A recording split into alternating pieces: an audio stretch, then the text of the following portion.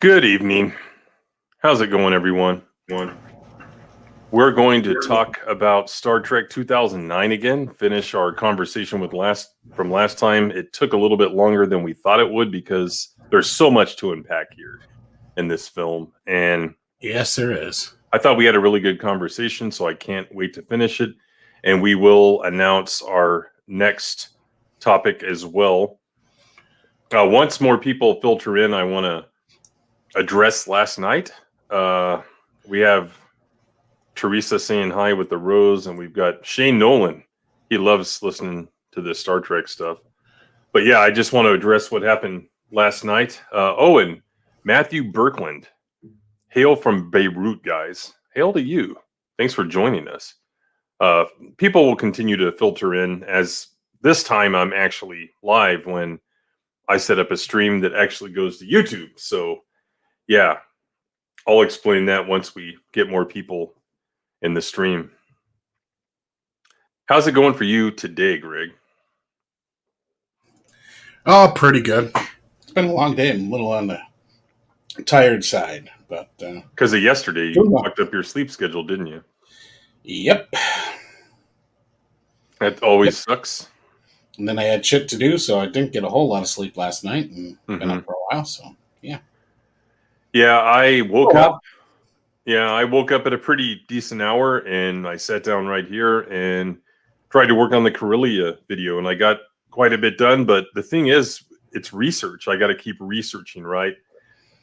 And that takes a long time. Not so much making the video or writing the script. It's what do I put into the script? I don't want to have stuff that is incorrect. I don't want to have redundant stuff. I don't want to have common knowledge. I want to have stuff that is interesting and is accurate. So that's one of the things I do with my videos. I'd rather have quality than just cranking out news videos. I'm not very good at doing the news unless it's on a live stream, but like an actual video, it's really tough to do that because everyone's doing the news and someone else is going to get the story elsewhere. And why watch me? You know, you can watch on a live stream and we can have a conversation about it in a more organic conversation, but actually just getting the news as it breaks, I'm not very good at that. So I like to make my videos where they're evergreen, they're accurate, and they're interesting, and they have rewatchability.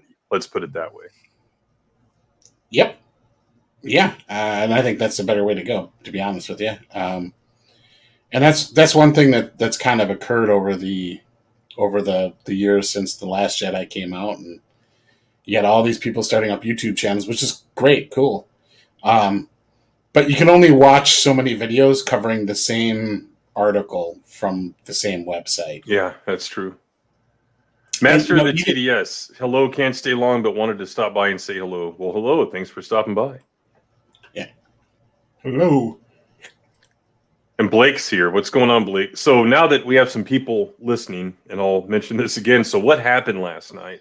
We had to have a talk about a project coming up, and I set up a stream, but I forgot to not select target. So I guess it actually went to YouTube and everyone's like, hey, Tim's going live. And no, I wasn't. And E. Clay Thomason was one of the people there. So sorry about that. I didn't even see it. I thought I told you I told Rhino last night. But yeah, we had a bunch of people 30 minutes in, and Alora sends me a DM saying, I hope everything's okay. And I'm like, yeah, I'm doing great. What's up? And she's like, well, the stream hasn't started. And I go and I look over because we're in the StreamYard talking about our subject that we were talking about. And I see all these comments and I'm like, oh shit, because I accidentally chose YouTube as a target. Normally I'll select it in Twitch. I shouldn't have done that. So, and everyone was waiting like 30 minutes. So I apologize. That'll never happen again. And thanks for being here tonight. So hey, I've seen some people rake in some awesome super chats on a chair stream. So, I should try that sometime. I sit here working all day on the monitors up here, not the 3 down here. So maybe I should just like turn my camera on and go live and just like do my work and mute it so you can't really hear what I'm saying because there's probably confidential and proprietary stuff that I don't want to say on a live stream. But I don't know. Oh, yeah, obviously. Maybe I'll do that. It happens to the best of them. Yeah. Well, it wasn't so much a boomer moment. It was like I'm rushing. I had a million things going on, and I'm just trying to get all this done. And same thing kind of happened tonight. We were almost late coming on tonight, and I'll tell you guys why in a minute. But yeah, Clay comments that was strange. But thanks to everyone for showing up. And yeah, I saw your comment last night about an airlock mishap. Very funny. But yeah, so tonight I actually have a video of it. I might just maybe put on Twitter or something. I don't know. Maybe I'll put it on YouTube. It's only like 20 seconds long. I'm sitting here and I heard a noise like someone's creeping up to the window, just like because I have rocks out here. The idiots that owned this house before tried to plant like a nice, flowery flower bed, but you can't when you have oak trees everywhere and you get acorns and leaves. And so I said, fuck that. We tore it out. I put down the fabric and then we covered it in nice rocks, landscaping rocks. I just would go pick up a load in my truck and then shovel it myself. And it looks really nice and you can blow it, the leaves and all that stuff. So anyway, it sounded like someone walking on rocks. And I'm like, oh shit. So I hit the ground and I'm like, belly crawling to the door. Then I run to my bedroom, grab my loaded shotgun that's right next to my bed. Then I turn my phone on, go to my cameras. I don't see anyone outside. So I go out the back deck and I'm sneaking around the corner of the house because I'm in the very corner of the house. This is like the corner right here. And I sneak around this corner. There's nothing there. So I go all the way back around. That's when I start recording a video. And I heard something in the bushes. I'm like, what the hell is that? And it moved. I go around the corner and there's an armadillo running away from me into a bush. So I have a shot of the armadillo, this giant ass thing with the tail this long, running into a bush to get away from me. So it was an armadillo. It wasn't someone trying to kill me. Someone didn't track me down because they don't like my, opinions on YouTube. So it was a JJ. That armadillo was a JJ fan. Yeah. There it is. He wanted to stop this or stream KK from happening. Fan. Yeah. Exactly. Home Alone 5 airlock woman. I am home alone because my family is away. They're at the beach and I didn't feel like going. Plus a lot's going on with work and I just couldn't take time off right now. So, and I really don't like traveling anyway. I'm a homebody. I'd rather be sitting here in the back cave. Staycations are the best. They are because you're not spending money. I just don't get the beach. I've never gotten it. Like, okay, I'm at a beach. It looks nice, but what do I do? They're like, oh, you just sit here. And I'm like, well, I like my back deck for sitting here. I like sitting out there and the nice with the breeze going on. I have a TV. I have a Sonos so I can listen to music. I can go into the covered part if I want to get away from the sun.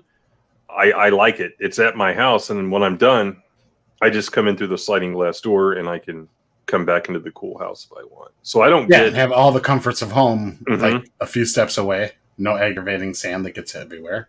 Right. Yeah. So I'm not a beach person either. Cause like I like to swim, but like I'd rather swim in a pool in most cases or a lake. Like I'm not an ocean person. What's up, Stig? Yeah. I hate sand. Yeah. Yeah, the swimming part can be a little bit fun, but again, once I'm done, it's like I want to be at my house. So I'm not a traveler, never really have been. Even when I was a kid, it's like we're going to Disneyland. It's like, oh, it's a 3.5 hour fucking drive. Watch your mouth and you're old, but I just never really wanted to go anywhere. So, hey, as more people are watching now, and I'll repeat this, sorry about last night. I was setting up a hangout and because we had to talk about our new show, which we'll talk about later. And I actually sent it to YouTube. It never went live. And 30 minutes in, I'm getting messages like, are you going live? So sorry about that. We're live now and we'll be live Friday and Saturday. And who knows, maybe we'll come up with something during the week. We'll see. Yeah, I've heard of that before, Steve. I've heard of that before. A lot of times, mainly at like lakes, but I've heard of it happening at the ocean as well. When you step on glass. Quarries. Yeah, they are. Just from, especially like the ones that are the public frequents a lot. I'm not saying private ones, but less used lake areas are nicer than the ones where you just get everyone and their great grandma wanting to go, to the beach, and it's not really the beach, it's a fucking lake. Mm-hmm. So I don't like fucking around with that shit. And anytime I go to a river or a lake or whatever, I have like those shoes that you can put on. I think mine are like Body Glove brand because it's the only one that had my size. Yeah, so like I'm not stepping on shit. Yeah. Yeah, something like that. I wanted to show you something. I don't know if you like Dr. Pepper or not. Yeah. But I have Okay. Dr. Pepper Zero Sugar Cherry. I just saw this in the cooler at Walmart when I ran to Walmart. So I was going to try it out. We got Jack of all casuals in the chat. What's going on? And if you were there last night, sorry, Jack. I apologize for that. That just sounds good. Oh, shit. Nice mix of vanilla and cherry. It's very good. Very, very good. It always amazed me how much shit we'd sell out of those, coolers up front. Yeah. Because it's more expensive than a fucking 2-liter Hell bottle. Yeah, this was... Literally, the 2-liter bottles are cheaper than the 20 ounces. What do you think this was? $189? Yeah, $189. Like and I can get probably a 6-pack of these, like in the goose killing connector things. Well, yeah, and that's the only kind you should ever get. Is if it kills geese, absolutely.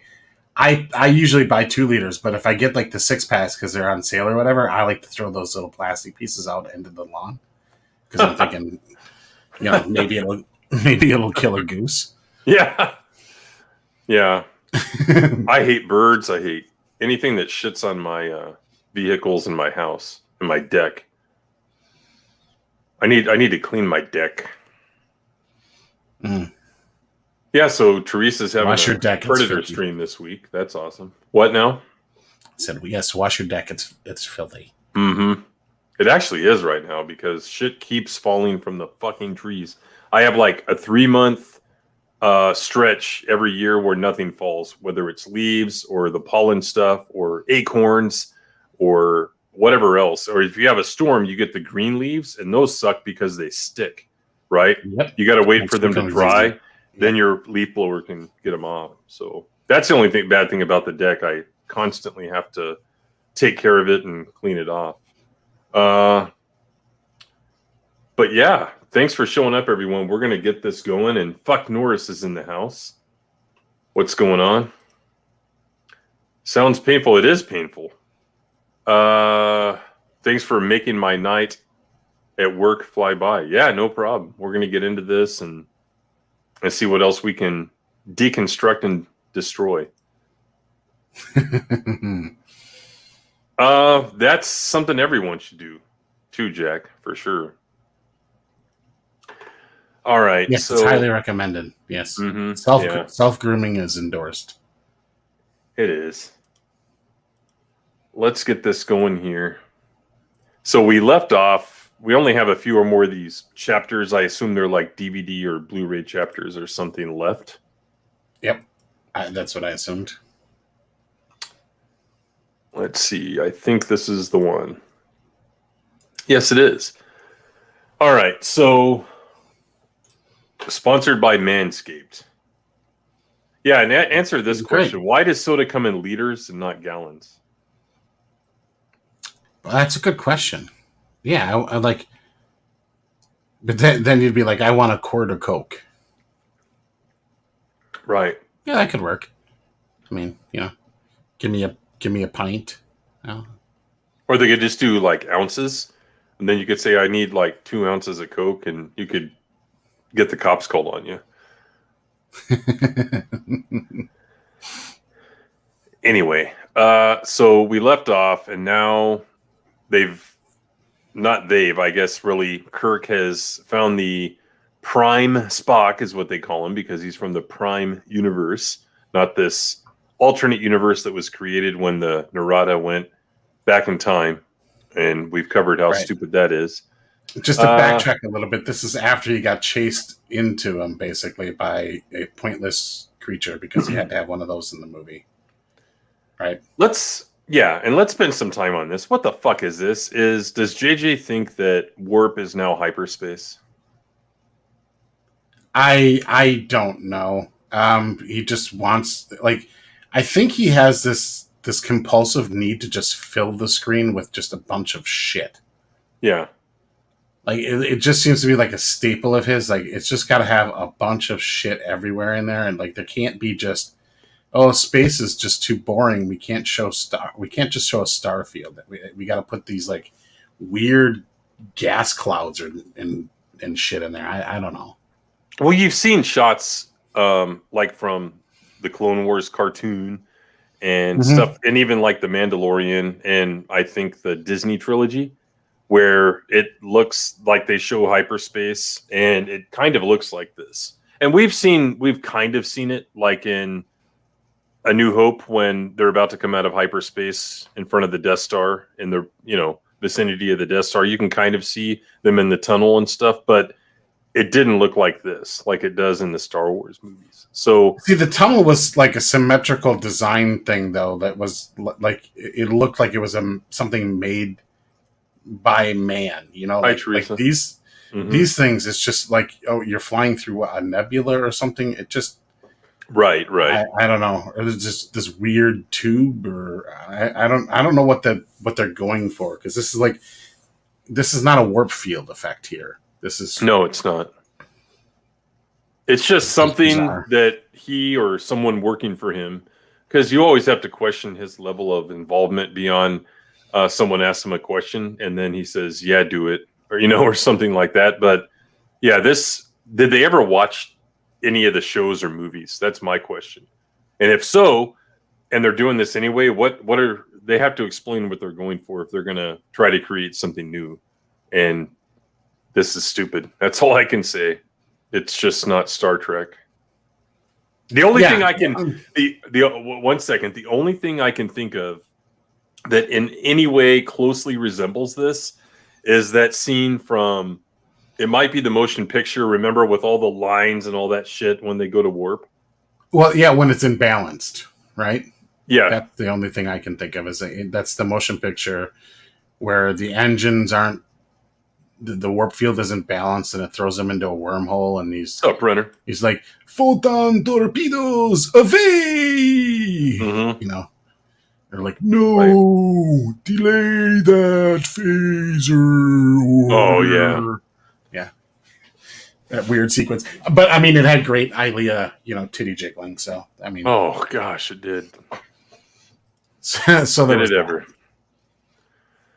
Hey, you know what I forgot to mention the other day? What are those joysticks like from Nemesis or Insurrection or Insurrection? What the fuck are they? I think so. Like, you mean in the center there? Yeah. I don't know. Like, it almost looks like, is that supposed to be like they're projecting something onto the screen or something? Like, because if they're joysticks, like, they look ergonomic for a hand. Yeah, like, but why would you want to, like, you then have to get out of your seat and stand awkwardly to use it? I mean, based on where it is, it's not usable. Right.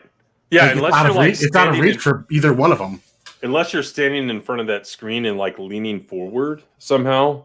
I don't know. Right, like you're laying on, your belly's on that center console piece or something. And then what are those arms? Like those segmented arms? It looks cool. That's all it is, exactly. Like, they don't. It's one of my big complaints about modern Star Trek. Like, it's so obsessed with like looking a certain way that it just doesn't, like, nobody's thinking about the practicality of it. You've heard me talk about like the idea of these, in Picard and in Discovery and everything, these like vertical holographic displays where you just got to move your hands like they're out in front of you the whole time. It's like, that's just not even practical. Just do that for a few minutes where you just put your hands out close to your monitor and pretend like you're typing and swiping and doing all these other things. It's just not even comfortable. No. And but it looks cool. It has no practical purpose, but it looks cool. Yeah, and I don't know. You know how we used to have the technical manuals? Well, we still do, but how they used to publish them, I don't know. If anyone in the chat knows, correct me. But I don't think they've released anything for this new stuff at that level where it will show a diagram of every console and tell you what the buttons do. Not every button, but some of them. Like I have pretty much the major ones. Like But something like this, I don't think it exists because they don't care anymore. Like they don't care about the details, and there was probably no plan like for this movie. But back then, they kind of had a plan. Like we're going to arrange it this way and this way, and then it does this. So it's a little bit logical because you look at Spock's station and he has the library computer window thing that he looks in, and he has a little viewfinder. Yeah, he has the floppy disk drive and all that type of stuff. But this, just put something together that looks really cool and I'll approve it. I mean, what is this? Yeah, none of it makes sense. It's all style, zero substance. There's just no even that center display. Like who's that? One man show? Who's that for?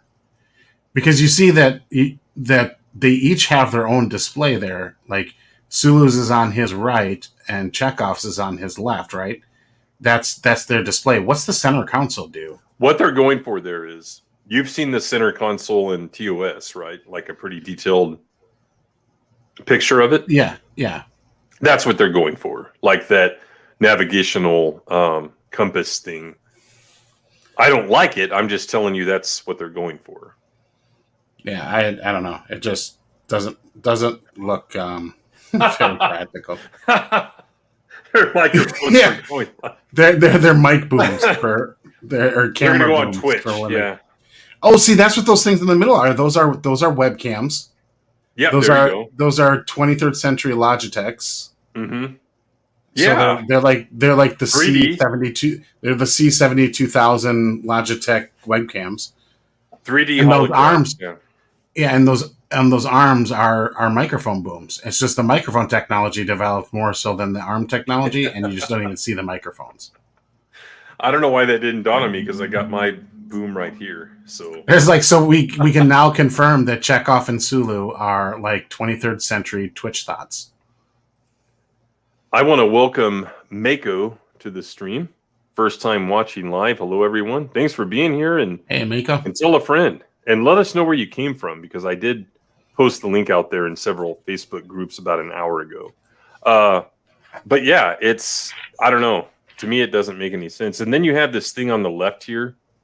I don't think you can see my my cursor. Yeah, you can.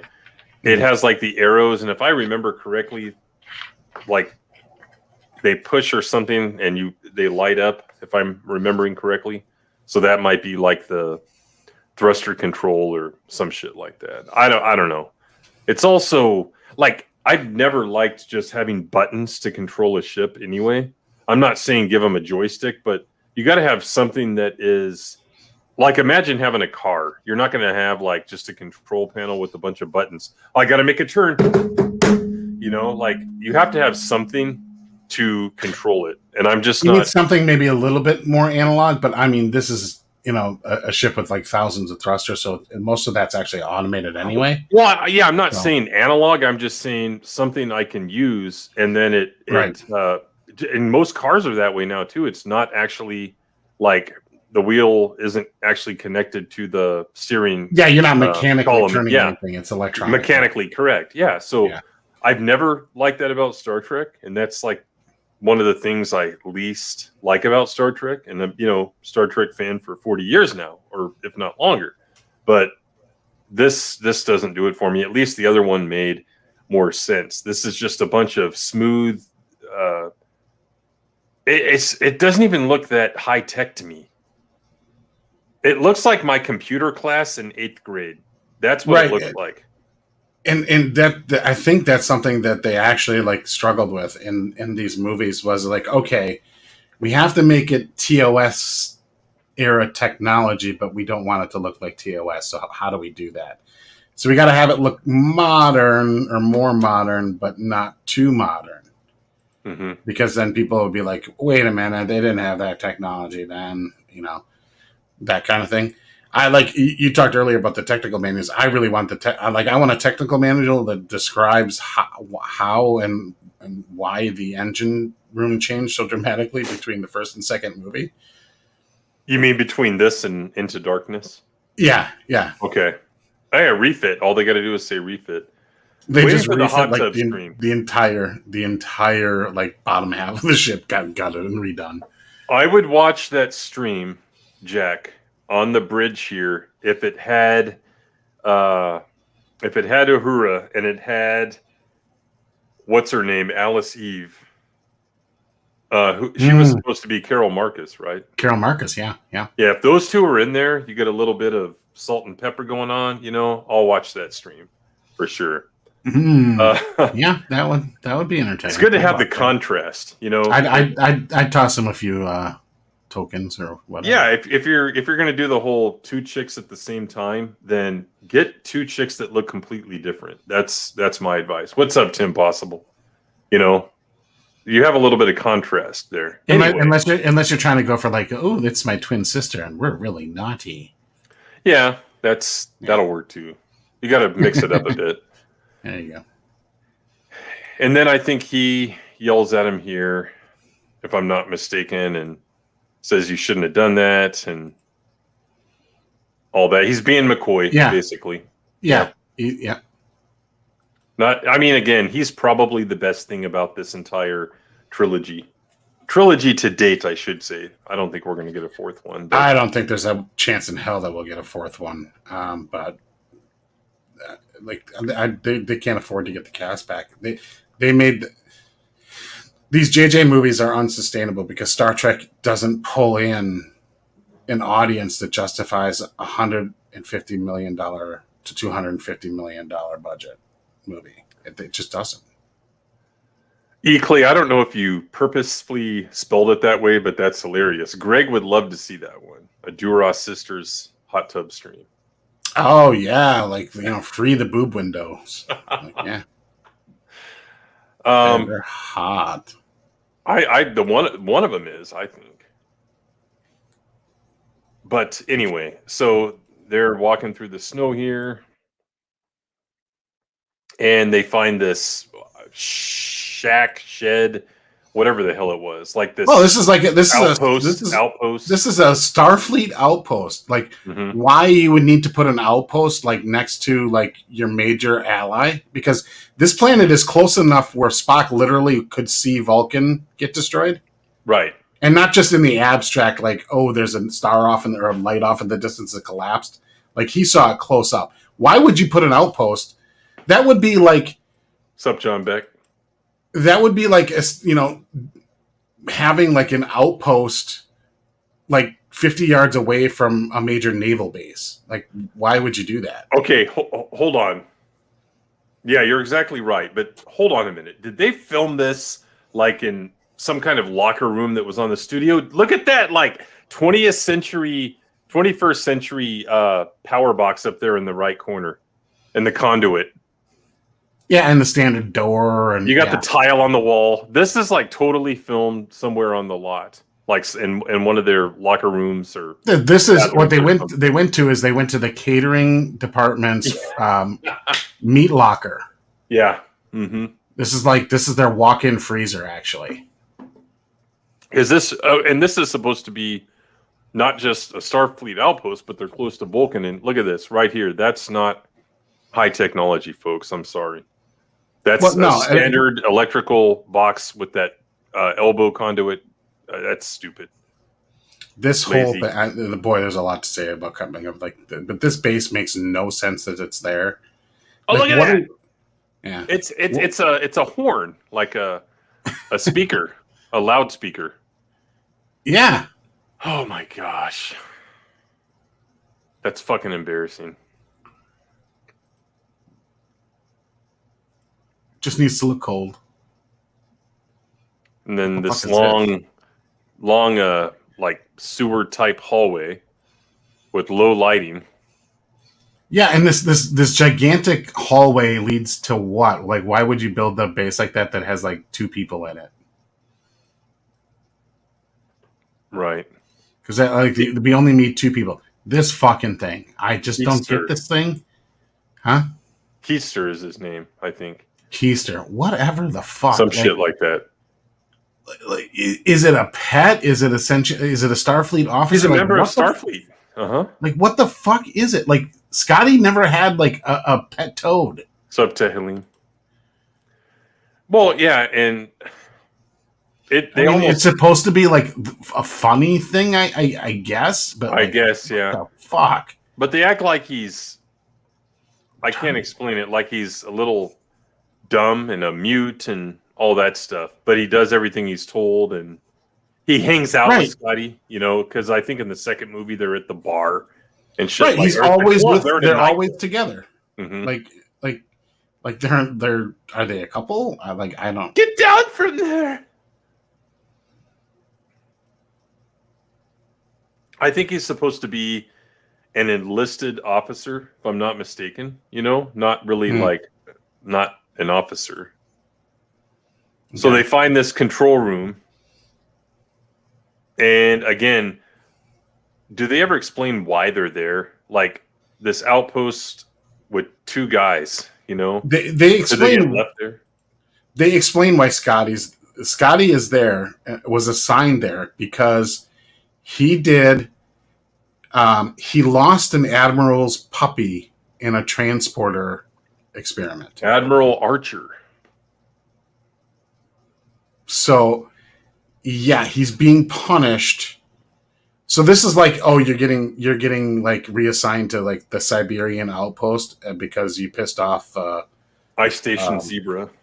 Yeah, like you pissed off a high-ranking dude. Like, I don't know, it's like a little Top Gun. I don't know. It's like a military movie like trope thing, I guess. But like, what the purpose of this actual outpost is, I have no idea. It looks like a generic like.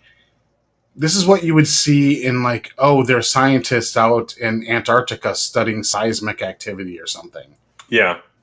Like, or you know what in the background there is that like a CRT TV hanging from the wall? Again, it looks like it. Again, not even a flat screen. It looks like a CRT. They went to existing places, like some industrial plant, and filmed there. That's what they did, and they were too lazy to rub anything out in the background. They just wipe anything. They just left it the way it was. So, you know what would have been awesome if this were Antarctica and it had been the Thing, and they all got killed by the Thing. But yeah, and everyone's stating the obvious here. We got did the puppy make a quantum leap, and we got poor Porthos. So Admiral Archer was the implication was that it was Captain Archer from Enterprise. Yeah, and his little beagle made it to like 100 and some years old or something. I don't know. Unless he just kept replacing dogs, or unless in the Star Trek universe, and then he named him the same thing. So it is Porthos, but like it's a different. Did they say the name Porthos? I don't remember. I don't know. I think they just said the dog. But I mean, that's supposed to be like a ha reference to Enterprise. That's definitely a CRT monitor. It's the Porthos. No, they don't do Roman numerals. They do it like ships. So it's the Porthos -A, Porthos -B. Plenty of letters left in the alphabet. I mean, yeah, he probably did stay a dog guy, but like, it was just a dumb callback. It's a dumb thing. Like, this guy's supposedly like a genius engineer, and it's like, well, you pissed off one admiral, so we're going to banish you to this thing to live with your little toad friend for the rest of your life, I guess. I'm looking on the desk. Got an old wire planner. It's just designed to look cluttery and like engineering, I guess. Like, oh, it's some scientific thing. Metal mug, probably from a camping kit. No, I watched Quantum Leap too. Looks like part of a Scott Baio, or not Scott Baio. Looks like part of a heavy duty wheel, like for a truck here. This looks like an old pH tester or some other kind of monitor. And look at this. This is literally like an HP or a Dell monitor. How ridiculous. Just lazy shit is what. Yeah, it's supposed to look like again, I have no idea what this outpost is even purpose is. Like, why does it even exist? What do they do? And like, if this outpost exists, like, why is Spock hanging out in the middle of nowhere instead of like at the outpost the entire time? Like, he's hanging out in a cave, and the outpost is just a jog away. Like, did he know what? Did he mind meld with the universe and be like, I think Kirk is going to get thrown off the ship and land here, so I better wait. I'm not going to go to that outpost that has like heat. Yeah.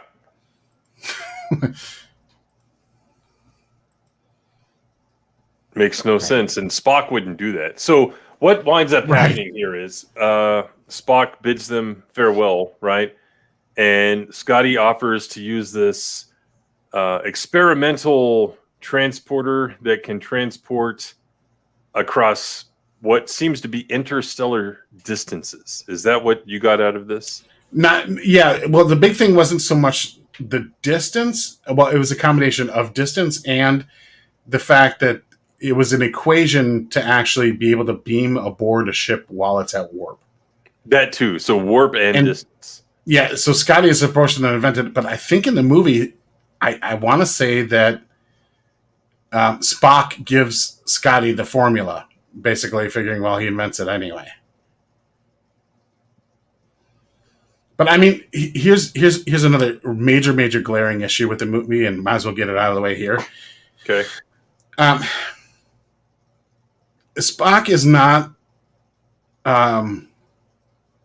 new to temporal incursions and events, right? We've seen him go through many of them, including in the movies, right? So why is he making like zero effort, or does he make zero effort between this movie and the next one to change and correct the timeline back to the way it should be in the first place? Because he would be highly motivated to do it, because he'd literally be saving his entire fucking race and his mother. Like, if he can change this timeline, and the Romulans possibly too, and the Romulans. So like, but he makes no effort to like, and he knows how to time travel. Like, he has the formula. He's done it. Like he knows the equation. He's done it twice. In Star Trek 4 alone. This idea that he's just like resigned and to like, well, this I guess is just the will of the Force or whatever. I don't know. No shit. Like, I know why. Go ahead. In real life, they just wanted to say member Spock, and they didn't think through how. Yeah. That's it. That's the answer. Yeah. So. Yeah, because it just makes absolutely no sense that he makes no effort to actually correct the timeline at all and prevent all this from happening in the first place. Like, I could see in this situation here, because he was basically like, and again, and I think I said it last stream, Nero dumped him on this hunk of rock so he could personally see Vulcan. We saw the shot last time. Destroyed, right?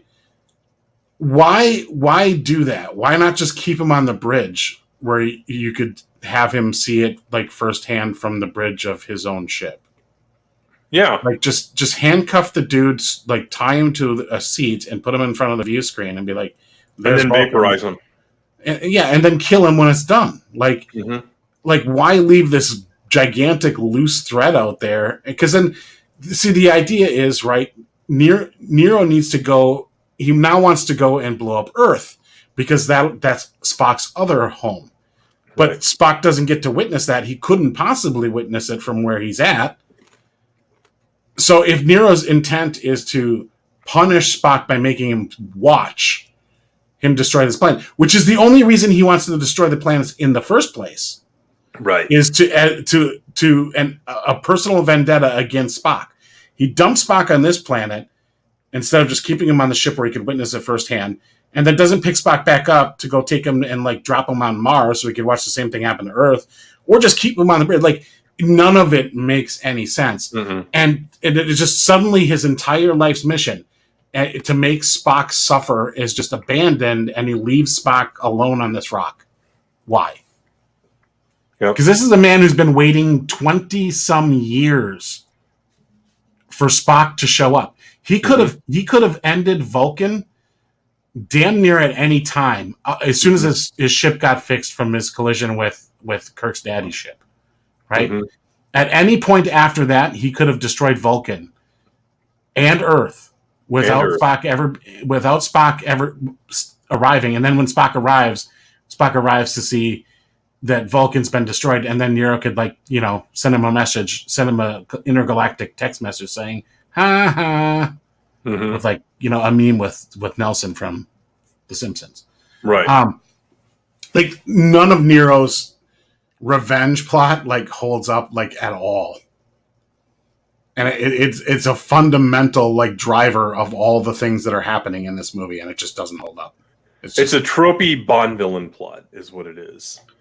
Yeah, it's this ridiculous, elaborate, I'm going to laser you in your balls, and it's going to, the laser's going to start at your ankles, and it's going to slowly move an inch an hour up towards your crotch. So you have to think about it. Yeah. Giving you hours to plot your escape or get rescued. Mm-hmm. And meanwhile, I'm not going to even have a guard, watching you at all. We're just going to leave you completely alone while we go off and do evil things. Mwah! It is so dumb. But this, and that looks like a fucking arcade in the background there. But this scene in particular, well, I'm Kirk, right? And and I show up with Spock, and we find these Starfleet guys, and they're disgruntled. And hey, we have this way to beam away, far away, to a ship that's at warp. And I know the formula. And oh no, Spock has it. I don't know. I don't know if I'm trusting the process. Don't you have a better option than to take a one-way trip on a transporter that very likely could... Yeah, for all you know, dematerialize you as reliable as an internet rumor. Mm-hmm. So yeah, you have no idea. He's not infallible either. Right. Well, and at this point, your relationship with Spock has been nothing but adversarial. Mm-hmm. So, an older version of the asshole who threw you on the planet in the first place is probably not the first guy you're going to trust. But I think there's an important dialogue in here in that, Spock tells Kirk, how to get control of the ship. Because basically Spock, gives Kirk advice to take control of the ship back away from his younger self so he can save the day. And it's basically I am emotionally compromised. We can't leave this particular part of the movie without kind of discussing it because that's a major thing. So Spock decides hey, I can't go with you or anything and talk to older Spock and convince him or anything and do a mind meld or convince him that way. Kirk, you need to publicly piss him off so that basically McCoy can relieve him for being emotionally compromised. Right. Because he lost his mommy. That's a hell of a flyer to this is how we're going to get the Enterprise back. It's a pre-hindsight. Yeah. Because otherwise, literally, he beamed there and, Spock could be okay, throw him back in the brig. Mm-hmm. We're still not going to Earth, and we're still going to follow our regular orders. Because the whole reason Kirk is, scrambling to get back to the ship is because he wants to go stop Nero from destroying Earth. And, other Spock is basically just not going to do that, I guess. Right. And this is just stupid. I'm not taking a one-way trip on an experimental transporter process. I'm sorry. Yeah, especially when the dude that gave you the formula is staying behind and be oh, you're not coming with on that. Now I'm really suspect. Mm-hmm. Why wouldn't you come with, dude? Oh, because this is somehow the rules of the future. It'll ruin the space-time continuum if you you meet your younger self, which by the way doesn't happen because they do meet and talk to each other later anyway. So there's no why is Spock not going with? He's got important work to do in this outpost, or does he need to go back to his cave? And that's almost like they got to the end of the movie, and JJ's like, "Oh, we got to have them together," and then they just shot that little scene they have between Spock and Spock without even giving any consideration to what came before in the plot or in their reasons for taking the plot where they did.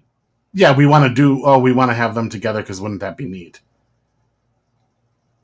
Zachary Quinto and Leonard Nimoy, the two Spocks face to face.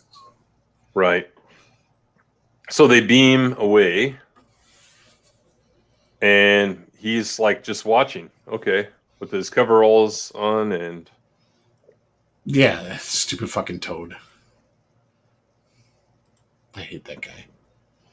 I don't know why. He just bothers me because I'm like, what is your purpose? You are a racist against aliens. That's why. That's it. I'm alienist.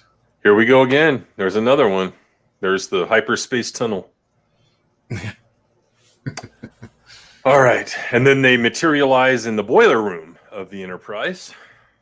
Oh, and like for some reason Spock's in one of the tubes, right? Oh my gosh, I forgot about this stupid shit.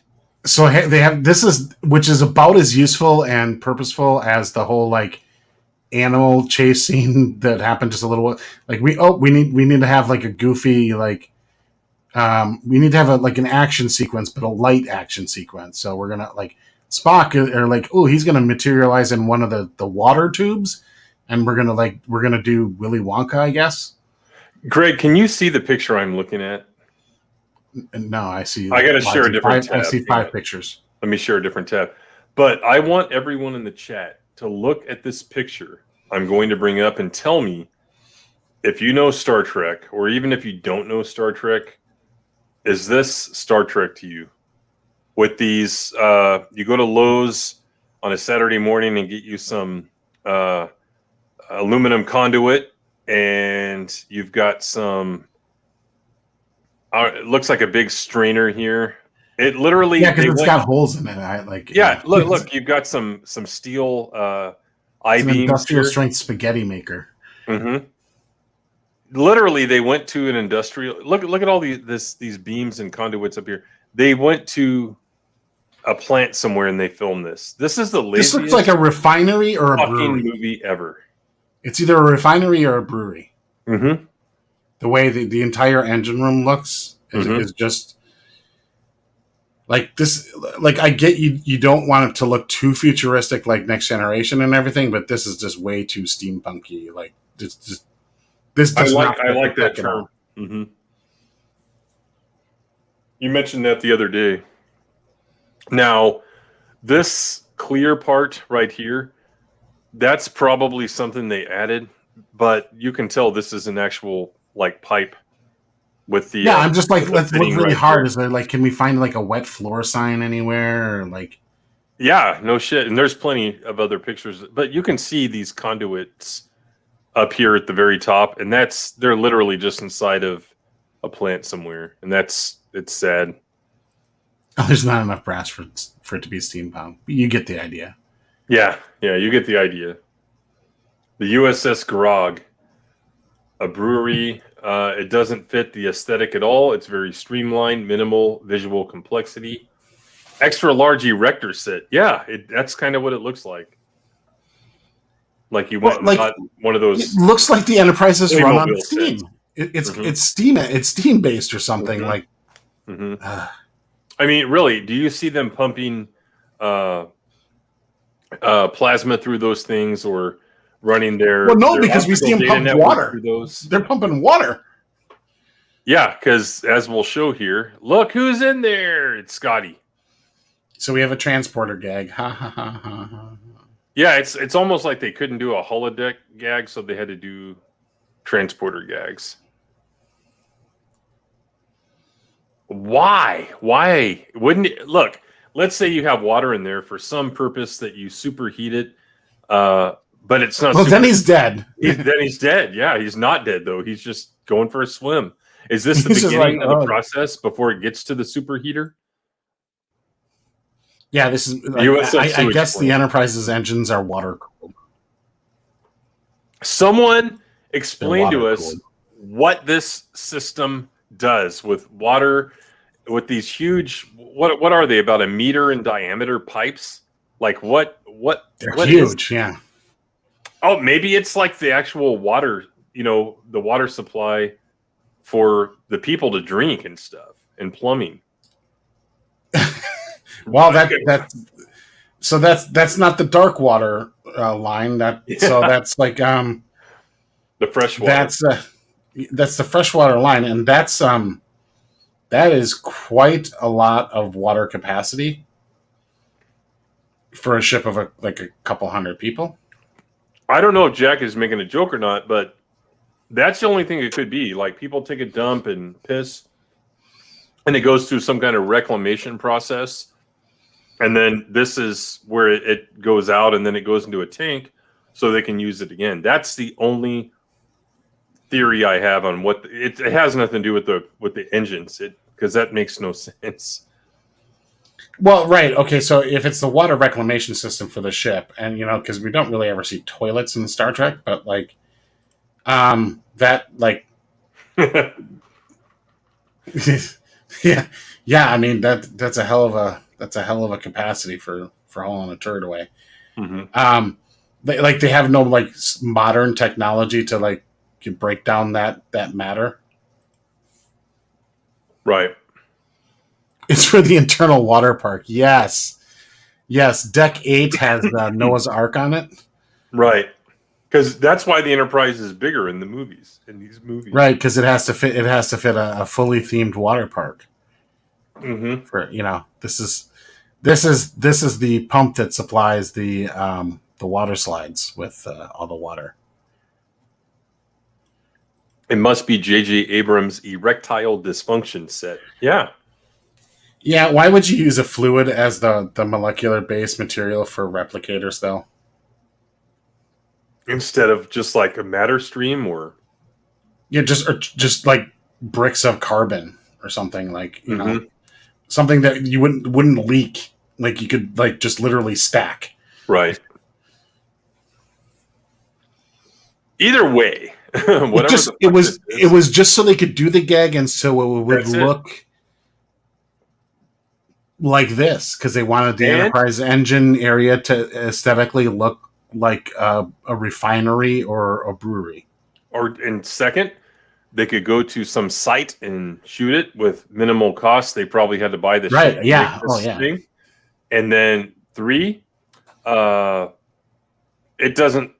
Even if that's what the system is, and we can explain it in universe, they wouldn't be using pipes that look like this. Have you ever seen anything like this in Star Trek?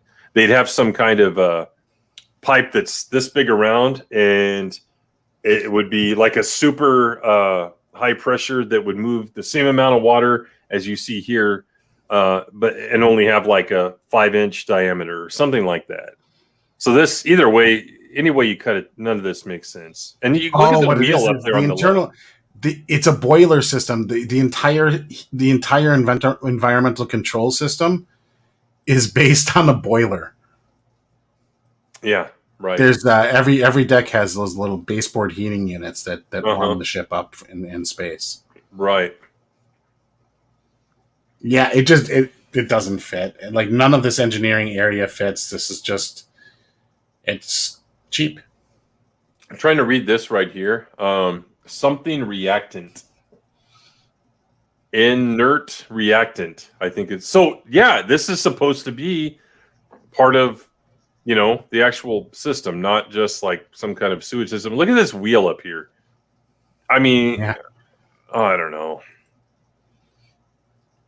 I remember this is around the time in the movie when I was just ready for it to be over, if not earlier. And then it shits him out somewhere, doesn't it? He's running around following him. Purge valve, pump out, ammonia, pump out, ammonia. They didn't even. Oh my gosh. They didn't even wipe that out. Ammonia, pump out. Mm-hmm. Golly. And there he goes.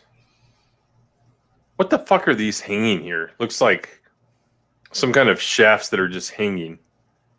I don't know.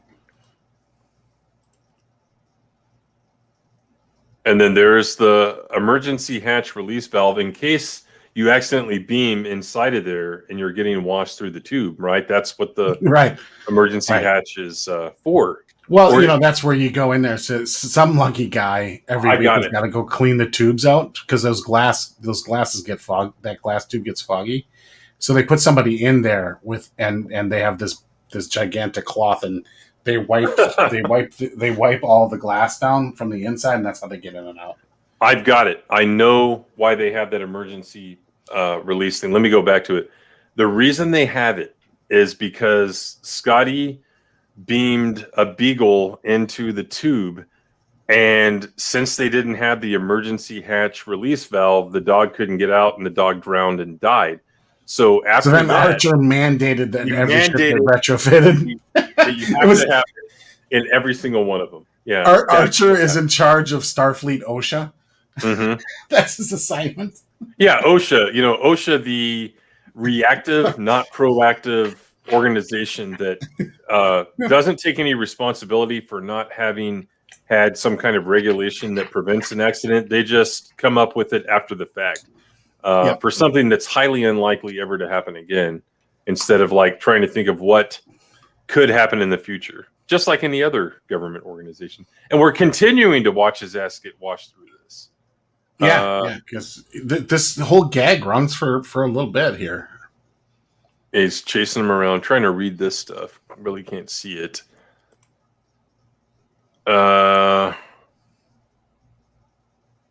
Something analysis. Release valve opening.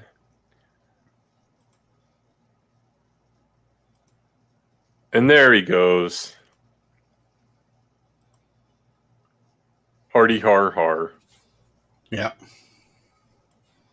This is like similar as like the whole like my hand is big gag. Like it is. It's just slapsticky, just lowbrow, dumb child humor. I never saw anything in Star Trek that was like this. Even when you look at Ferengi stuff from Deep Space Nine, nothing was like this. I'm sorry. Yeah, the visual style that they chose for the movie just doesn't fit. I have never seen every episode of Voyager, so I don't know if there's anything like this in Voyager, but not in TNG, not in DS9, not in TOS or the movies.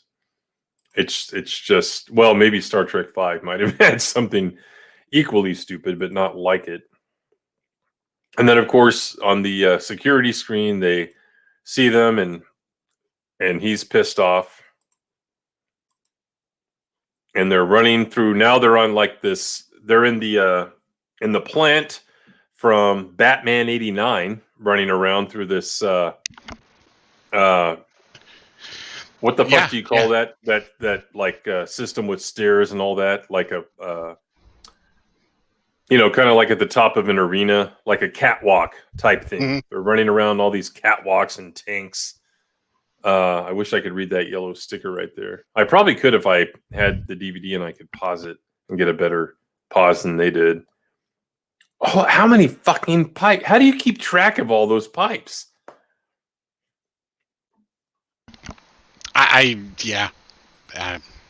Well, when you power a ship with steam, it takes a lot of pipes. Well, imagine getting hit by a torpedo or something, and you take damage, and 50, 60 of them get all like gnarled and stuff. Like, how would you ever get them back together? Ever? Yeah, catwalks. I finally got it. Thanks, Jack. Yeah, if for battle purposes, the engineering would be like amazingly fragile. It's Aisle 9 one-man show. Get it right. Clean up on Aisle 9. Those are for Kirk's fireplace. Death helps him get action on the bearskin rug. Yeah. Use to GPS pipe. Come on, man. What's up, Mike? Thanks for coming by. I can't work up enough interest to actually watch Voyager. I own it. Oh, on DVD or what? I guess that's the only thing it's out on, right? Because I don't think they got too many tapes out. Yeah, But I don't know if they ever Blu-rayed it or not, but no, I think they've only Blu-rayed TNG when they remastered it, and they just straight up said we're not remastering anything else because it was so fucking expensive. it was expensive. Yeah, it didn't pay. Yeah, I've seen enough Voyager to know that I don't want to see every episode. I think there's a few good episodes I've seen. Just yeah, not. they're not. Voyager isn't entirely bad. There's some good bright spots in there, but like, if I had to rate the whole show, yeah, it's one of the lower ones for me. The ending is atrocious. I don't know if it is. Yeah, it is. I don't know if I brought this up on the Orville stream, but I liken it to Voyager, where there are some good episodes. The overall idea isn't bad, but it's pretty much the characters. There aren't too many Orville characters that I can say I want the action figure. You know what I mean? Same thing with Voyager. Like, Voyager. Who's a likable character? I hate the whole crew of that. Like, if you had to pick, some of them I'm just indifferent to, but I guess Paris. Really? Because it's not Tuvok. Tuvok is boring as fuck.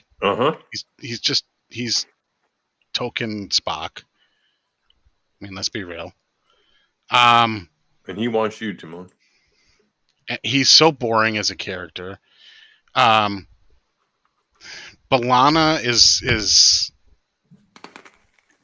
just kind of a bitch. Mm-hmm. Harry Kim is contempt. Oh, the worst. Mm-hmm.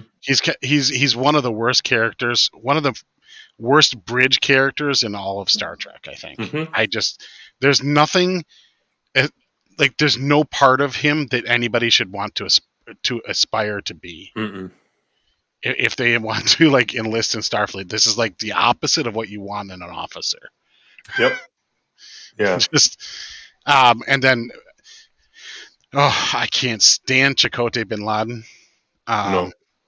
His whole thing, and then when they tried to get into like his Indian stuff, it was just like, it just is way out of place. Yeah. And the fact that, I call him that is because basically he's like a leader at a terrorist organization. Like, yeah. Really.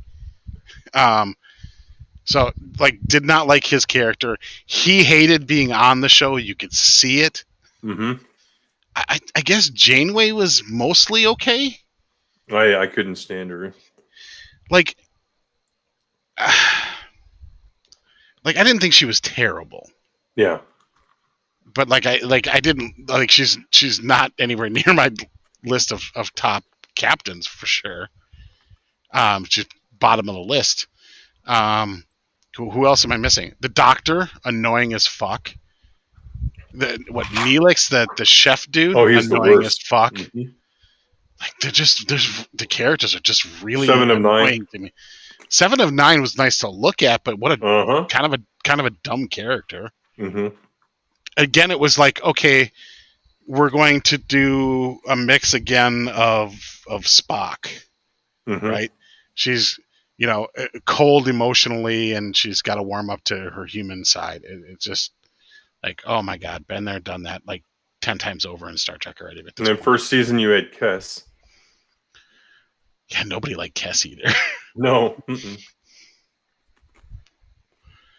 Yeah, I mean, am I missing anybody there? They're like out of the main crew. I like some of the minor characters. You know who was on the show? What's his name? I always forget his fucking name, but Brad Dourif.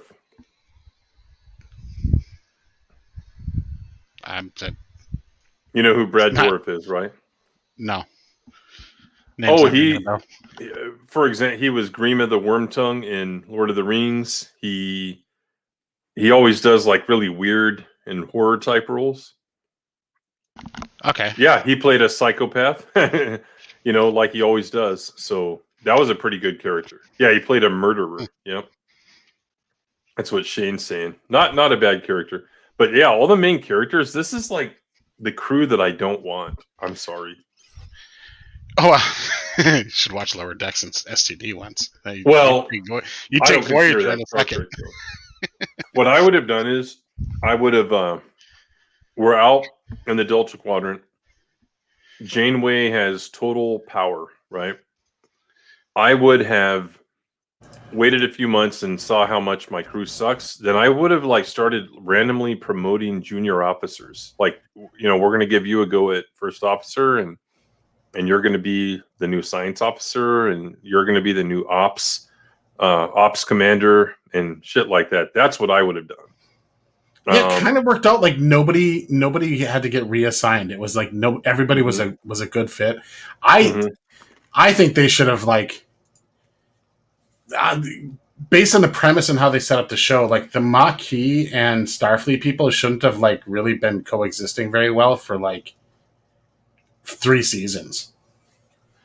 That was just way too easy. Like, well, I guess we're all stuck together, so we're gonna like how quickly they kind of became one crew was gigantically improbable. Right. So and you miss some decent like you could have had a decent real like a rivalry thing with Janeway and Chakotay before she eventually like makes him her number one or whatever. The biggest criticism the show gets is that the conflict between the Maquis and Starfleet was gone like after 1 season, pretty much. Yeah, it was just barely, and even in that first season, I don't think it was really that like. Well, they had like what's her name, that Cardassian chick that had been surgically altered to look like a Bajoran. Can't think of her name, like Seska or something like that. And I know most of this from reading like the reference books, not from watching the show, because I did read, you know, all the entries in the encyclopedia that I've shown you guys, this thick ass encyclopedia. But you know, they updated it about 8 years ago to where it includes like everything up until like STD. I need to get that version of it because it expands. But Teresa's right. Brad Dourif is in an episode on Babylon 5 called Passing Through Gethsemane.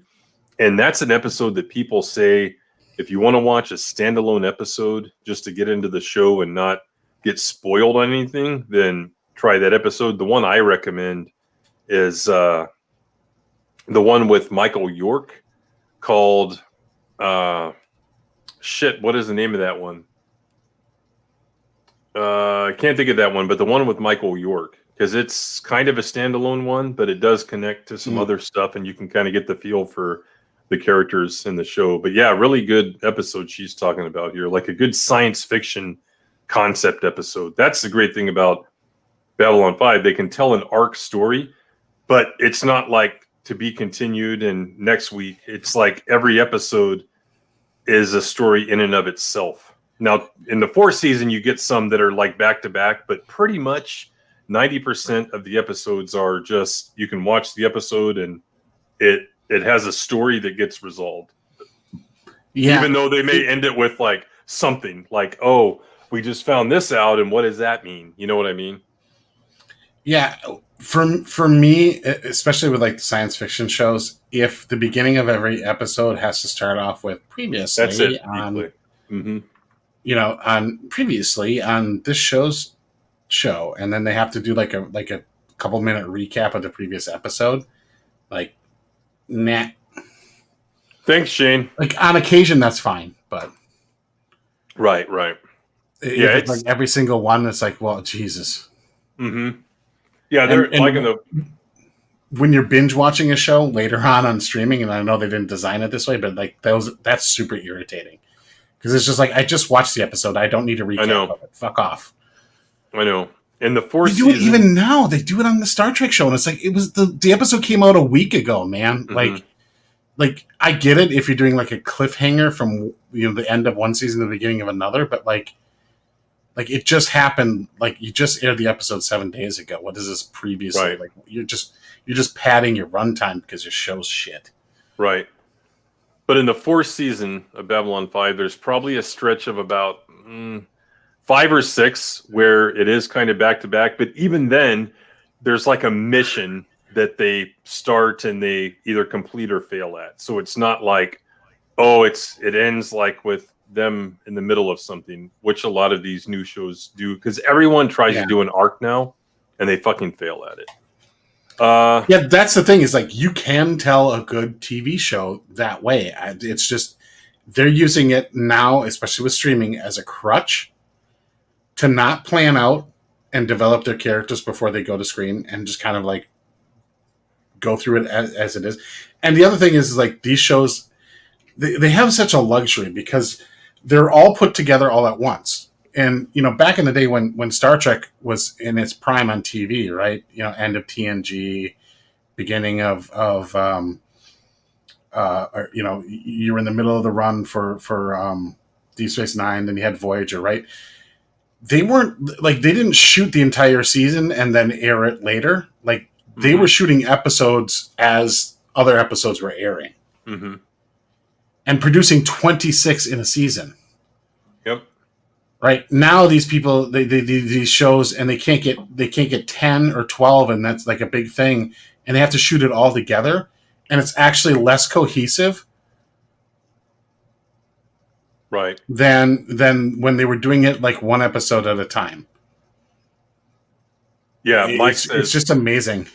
No consideration for the retarded watching the show. If you need a recap, just watch and a lot of those recaps last like 3 minutes, and it's like, what the fuck? Because DVDs used to have that, and you couldn't skip it, and it used to piss me off. It's like, golly.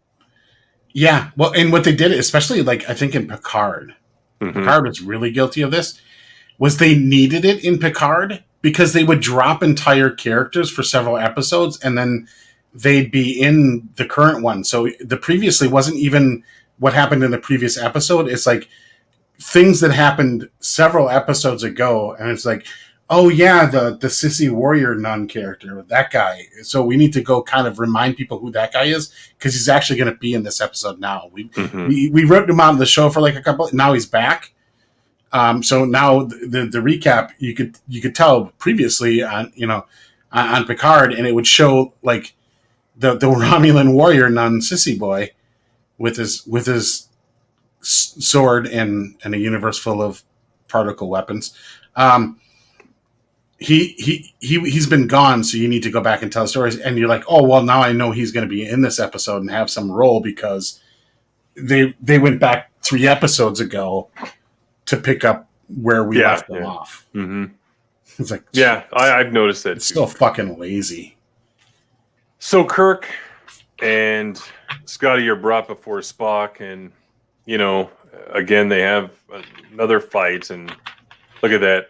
Yeah, there's conflict, man. Yeah.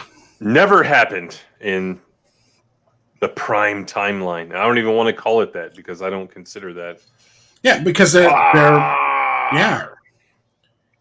Kirk told a your mama joke and pissed him off, and this now proves that he's too emotionally unstable to command the ship. So then the command should go to the guy who's not even an active Starfleet person, because he was suspended for the Kobayashi Maru thing. Right, and so there's like nobody else that could command the ship. It was like if Spock went down, like the ship was just going to self-destruct, because if Kirk wasn't on the ship, nobody could have run it. Right, and not only that, but do we judge Starfleet officers by their species traits, or do you judge it by a common standard? Because what if a human had been coaxed into doing that? Would he also be unfit, or is it because Kirk is Spock is a Vulcan? That's what I don't get. Yeah, I don't know. Like, we're treating the command like it's some sort of like judge that has to recuse himself. Well, like, I can't command the ship now because I'm emotionally like I have a connection to this case or this mission, so I'm like I have to step down. Be like, could you imagine that in like the original series? It'd be like, oh, Kirk's going to his planet with his brother on it. Like, well, he's got to step down because he's emotionally compromised. It's his brother. Yeah. It wouldn't have made sense. Spock, you take the ship because we're going to my brother's planet now. And they're like, Can't have a conflict of interest there. Everyone has a no face here. But the commander of the ship can be fucking the communications officer. That's not a conflict at all. That's not an emotional compromise at all.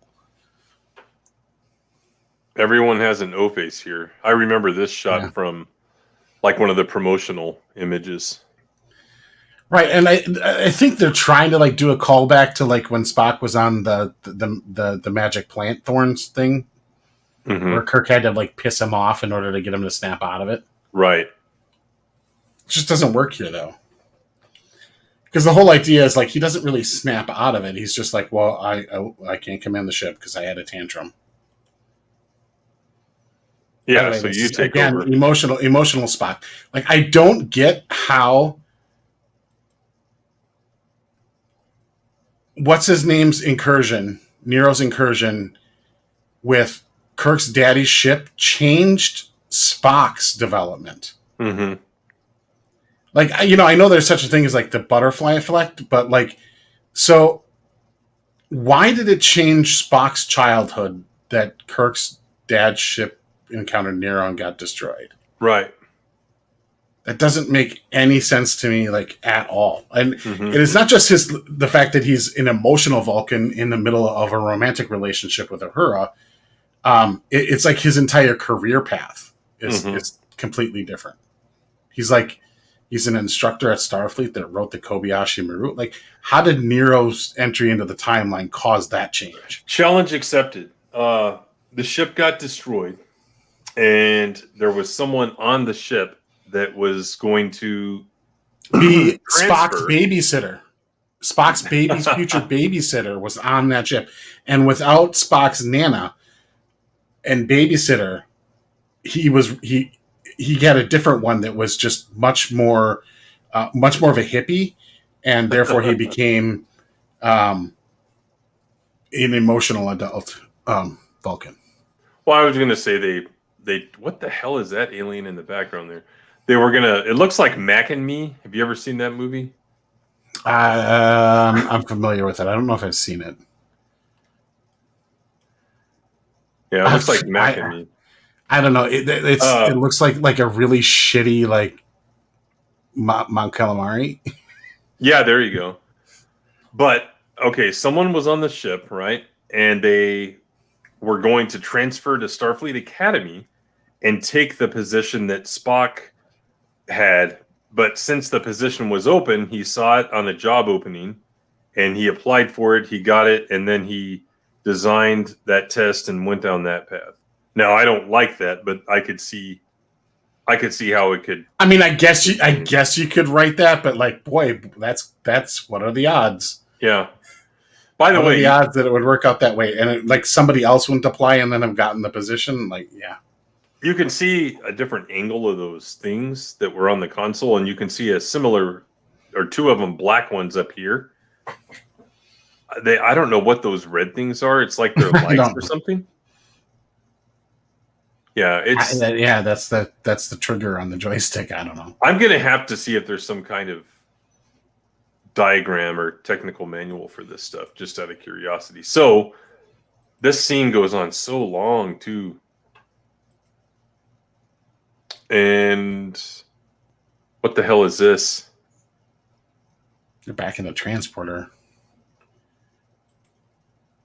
Oh, that's his daddy. Yeah, Sarek beams aboard. Look at that. It's like you couldn't find somebody that looked like at least like a little bit like Mark Leonard. Or do better on the hair and all that. Or do better on the hair. Like you went and you made Spock as close, like the other characters are as close, are close proximities, or like at least passable. This is not even remotely Mark Leonard.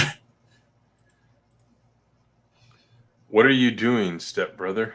It looks like they made Zephram Cochrane a Vulcan.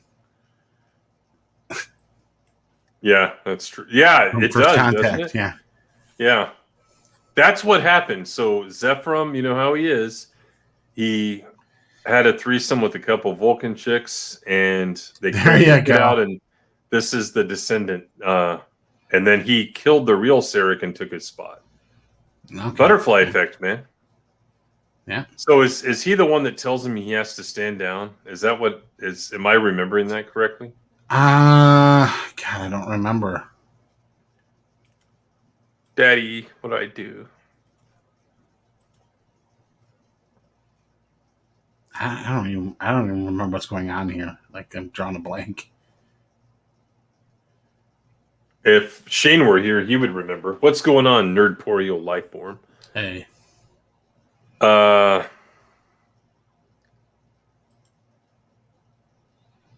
But this is one of the promotional shots too. I remember seeing at the time.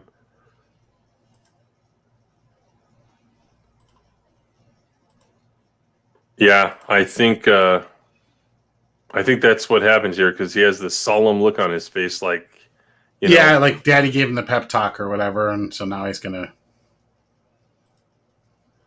hand command over. Well, he's gonna agree to like help Kirk on the mission, but still give Kirk command for some reason. Yeah, and does he have that authority? Like I'm pretty sure there's not like a Starfleet regulation for like even Pike saying like, "Hey, guy who's suspended from like Starfleet for violating and trying to cheat on the test, like I'm making you active first officer." Like I don't know if that's a thing. Right. Like getting Kirk on here, and again, like talked about it before, but like Kirk's entire like backstory and history, like the real Captain Kirk, when he took command of the Enterprise, had served aboard a couple of starships at that point. Actually, did a stint at Starfleet Command. Farragut, yep. Or at Starfleet Academy as a instructor. Like he was a very accomplished officer before he got command. Like he was young. Like it was unheard of for somebody of his age to be given command of a starship. But he didn't just come out of the academy and was like, "Well, we think you're a genius, so here you go. We're going to give you the best ship we got. Right. Good luck, buddy." Like he had to work his way up through the ranks, and like this is just like how they get Kirk onto here and in the captain's chair is just insane. They wanted to rush, they wanted to rush to get to Kirk as captain. That's what they were doing in this movie, and JJ's start the movie as him as captain then, and just like don't even exactly. In JJ's small mind, he had to do an origin story, and he wanted to have Kirk as captain, so that's how we got from A to B, and the journey was stupid. But yeah, Kirk, look at me. I am the captain now. That's great. Yeah. But yeah, that's what they were going for here. And when I first saw the trailer, I remember being kind of excited because it made it seem like it was going to be an epic movie. And I don't mean epic as in good. People say epic. It means good. No, what I mean is epic as in this scope, large sweeping and big scope in a story. And remember this, the launch scene when they're doing the thing when they're going after these tendrils here back at Vulcan. Yeah. I thought that was at Starfleet Academy, and it was part of their training. I thought they were going to show, okay, they're at the Academy, and go spend 30 minutes there where they're training, and they go out on the Republic. The Republic is like the Academy ship, the USS Republic, that the cadets use, and maybe they're out there and they get they have to go on a mission like that they didn't plan on, because I think that happened to Kirk once. In one of the TOS episodes, he mentions that he was on the Republic and something happened. And then, eventually it'll kind of do a fast forward and he's captain. I thought it would be a sweeping, epic story like that. And the trailer made it seem that way. And then you get to the movie and you see it, and it's just a pile of shit where, okay, yeah, they're at the Academy for 5 minutes in the movie. He does the Kobayashi Maru. He fucks an Orion chick. And then they're attacked, and Spock is captain of a ship. Yeah, and he just happens to be almost the entire crew, like in the Academy. Yeah. and they happen to all be on the ship. Yeah. It's like What? they wanted to do it, but they didn't want to invest any time into doing it. So they just came up with this, and slapped it on there. Yeah, Master and Commander.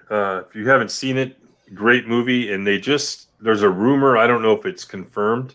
I don't know if the source is accurate, but they've announced a sequel. And no, it's not going to be Russell Crowe because he's way too old and fat. But in the books, Captain Jack is older in the later books, so there's no reason they couldn't do a movie with him. But if they could get him on a treadmill and get him to lose some weight and shit. Well, but he's fat though in the later books, and Captain Jack is. Yeah, so why not? But if I had to recast the roles as Captain Jack, I would have Ewan McGregor, and as Dr. Stephen, I would have James McAvoy. I think they would perfectly fit the roles, and they kind of look like the characters, but totally different topic. So guess what? The Narada winds up at Earth. There's Alaska, it looks like. Mm-hmm. So they're going to do the same thing because they're evil. Using the drill that was destroyed like an hour ago, right?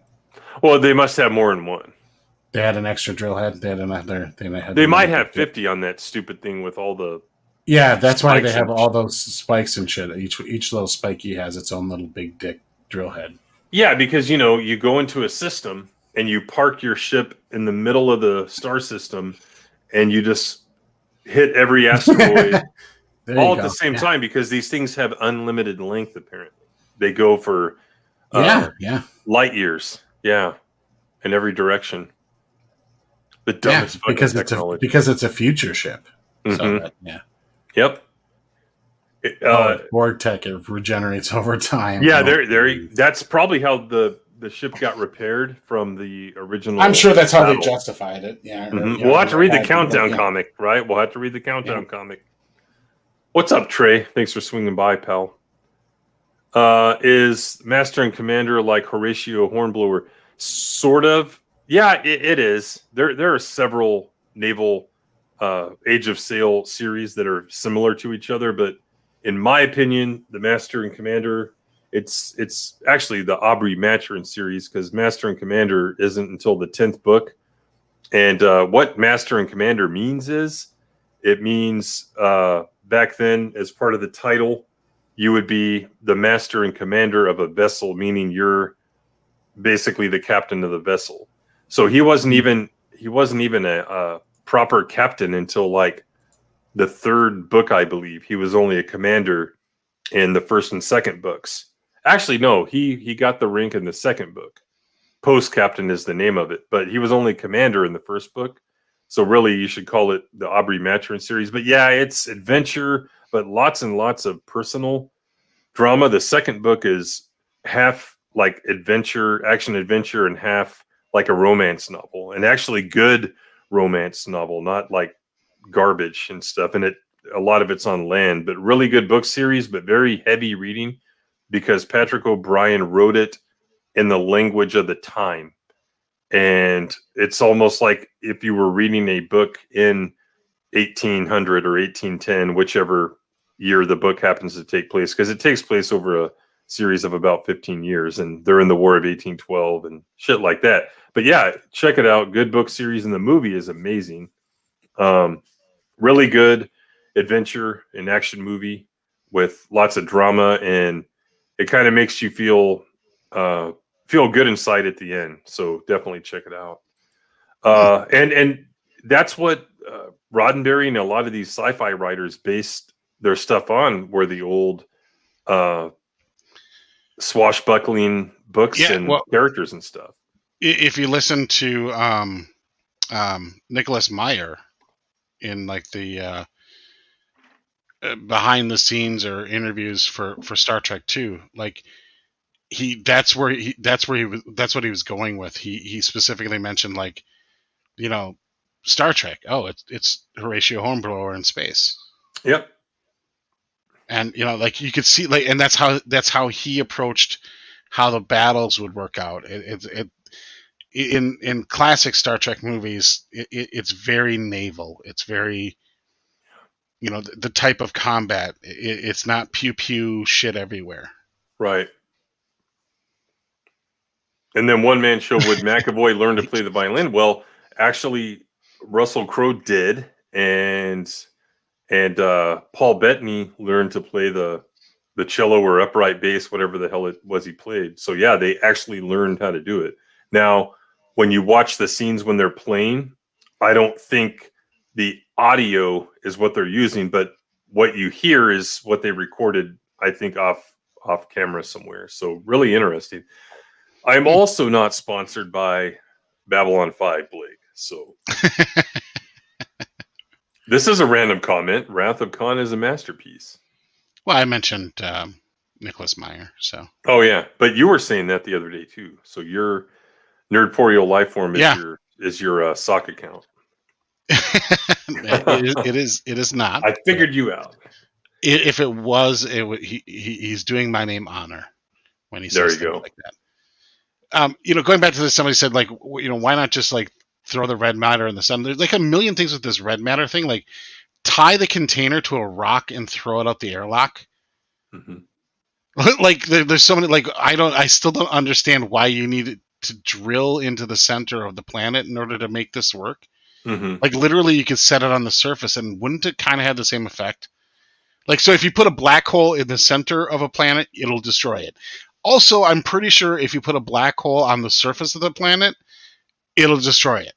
Mm-hmm. like I don't understand the whole we have to do the Armageddon plot thing. Hey Trey. But yeah, you're exactly right. And why not just stick it in a shuttle on autopilot and just have the shuttle, and then like destroy the shuttle so that the containment canister, whatever the hell it is destroyed, and then boom, you have a black put any hole. Kind of timer on it, a remote, like, opener for the container. Like, there's a million things. Like, the idea that you have to drill it down to the center is just asinine. You know what I find interesting? I don't believe they have planetary shields in Star Trek like they do in Star Wars. Like, I don't ever remember Vulcan or Earth or anything having like a planetary shield. I'm trying to think. I don't know. Like, I can tell you in Discovery they do, but okay. You know what I mean? Because when would they have had it? Star Trek 4 with the probe? No. I don't think it's a thing. So no. If they did have them, these tendril things wouldn't be able to go through there anyway. Yeah, they just go doing. Mm-hmm. Like, our whole plot's fucked. Yeah, and here we are again with hyperspace. Mm-hmm. They really like to use that effect, don't they? There it is. Yep. Ooh, and it's really cool because it's blurry. These are lights.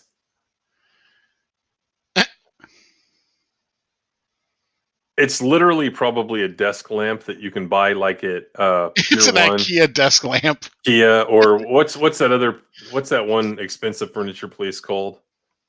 Oh, fuck if I know. It's like all that modern stuff. If someone in the chat knows, let us know. But if IKEA, is that it?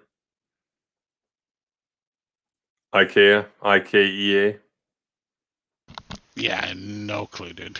Yeah, I think it's Swedish or Norwegian or something. In any event, they are trying to get there. They're trying to haul ass because you can get anywhere in the galaxy in a matter of a few minutes if you go fast enough, according to JJ. Warp factor warp factor 4.310. Okay. Whatever the hell that means.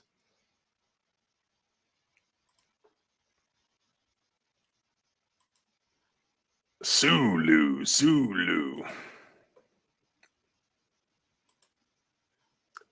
She'll fly apart, then fly her apart.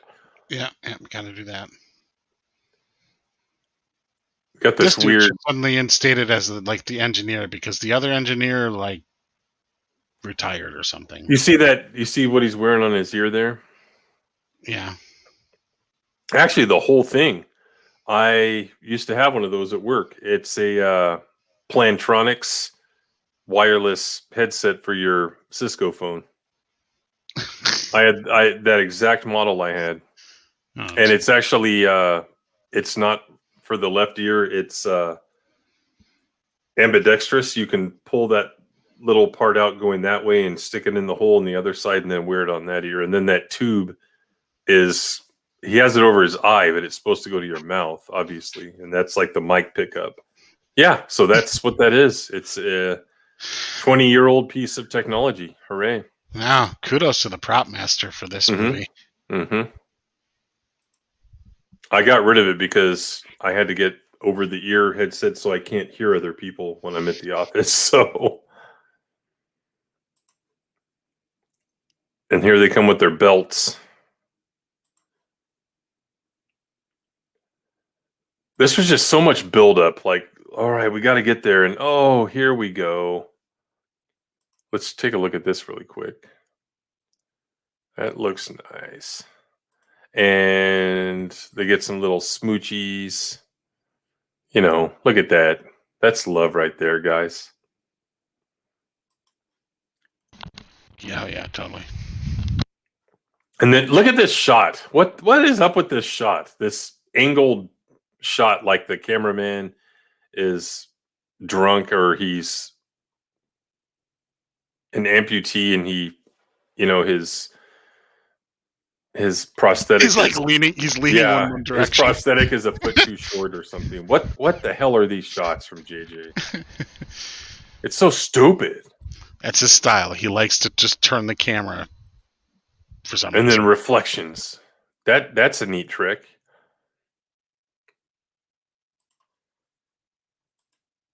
I hate the transporter effect in this movie, by the way. Yeah, I don't like I don't understand why you'd change that. Just go with the classic. Yeah, I mean spinning. That's a neat trick. Let's see here. So they beam on board the Narada.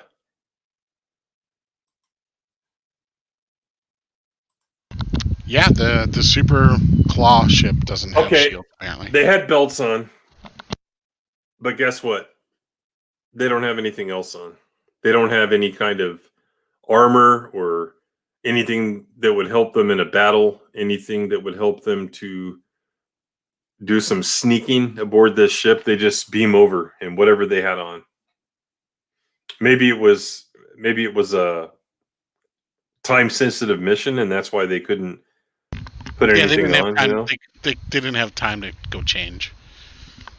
Even though they do in other parts of the movie, you know, when it doesn't matter. Bilbo Baggins, what's going on? Dutch tilt like Batman. Yeah, it is. It's a lot of this movie is like Batman 66, actually.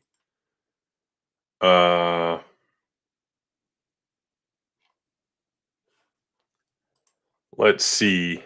And a battle ensues. They go pew pew and shoot a bunch of guys. It was almost like, you know what this reminded me of, Greg? The Nemesis fight aboard the ship where they're like at close range and missing each other. And oh, and I hate the phasers. We talked about this last time, but these bright chrome phasers, like how is that good for tactical? Having this bright chrome phaser. It makes no sense. You know, paint is it's a post scarcity environment except for paint. So they weren't able to give them any kind of other finish. Hello, Melissa. Thanks for swinging by. But yeah, the scimitar nerdporial, that's what I'm talking about. Like that close quarters fight where they're just pew, pew, pew, pew. It was so, and then they take off in one of those fighter jets through the hallways in Nemesis. That was even dumber. Yeah. So that's all this is. They're running through the hallway shooting because you got to have an action scene.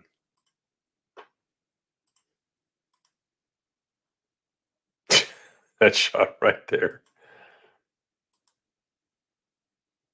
Oh, that looks like a fucking toy with the red. You've got to have the red barrel, the red part, so that the So the robot cops don't shoot the the kids. robot biker cop doesn't shoot you. You know, from the beginning of the movie. That's Right. that's how they know that they shouldn't shoot you. Yeah. It's a nerf. Yeah. Mhm. You know what I'm going to say? Because the toys that they had out there looked just like this. It's probably the same product. They just said, "Hey, Hasbro or Galoob or whoever the fuck it was, make a toy, and then we'll use that. send us some for props." I guarantee. Because look, it looks like plastic. The whole thing does. It does.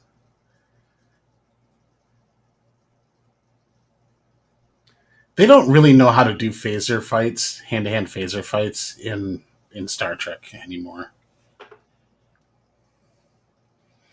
Because they insist they want this like Jason Bourne style like action sequences with long range beam weapons. I'm starting to believe that Pine had some kind of accident in real life because it seems like he's beat up in this entire movie. Mm-hmm.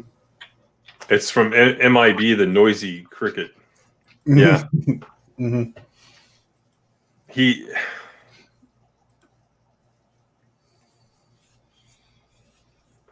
There's the...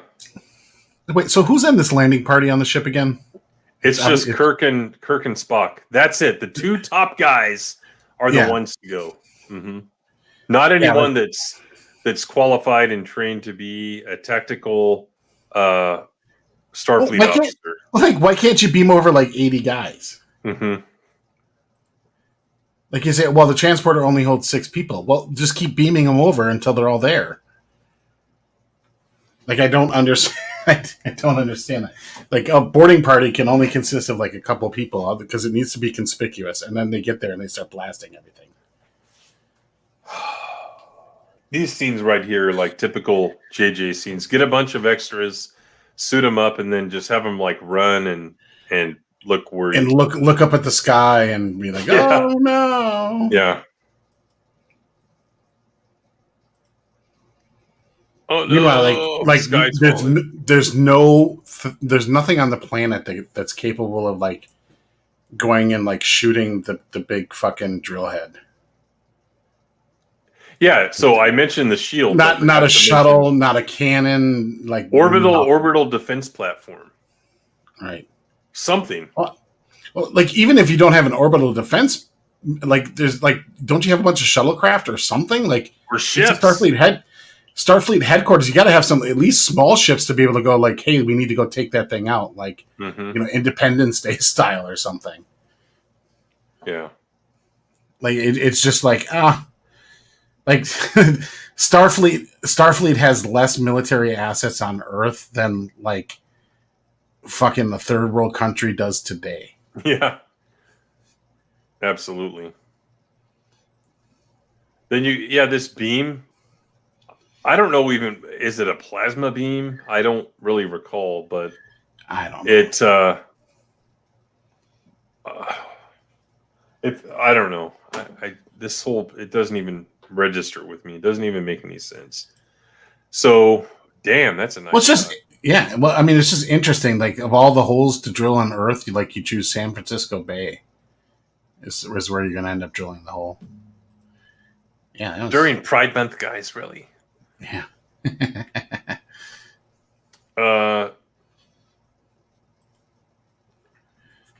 His hair is disheveled.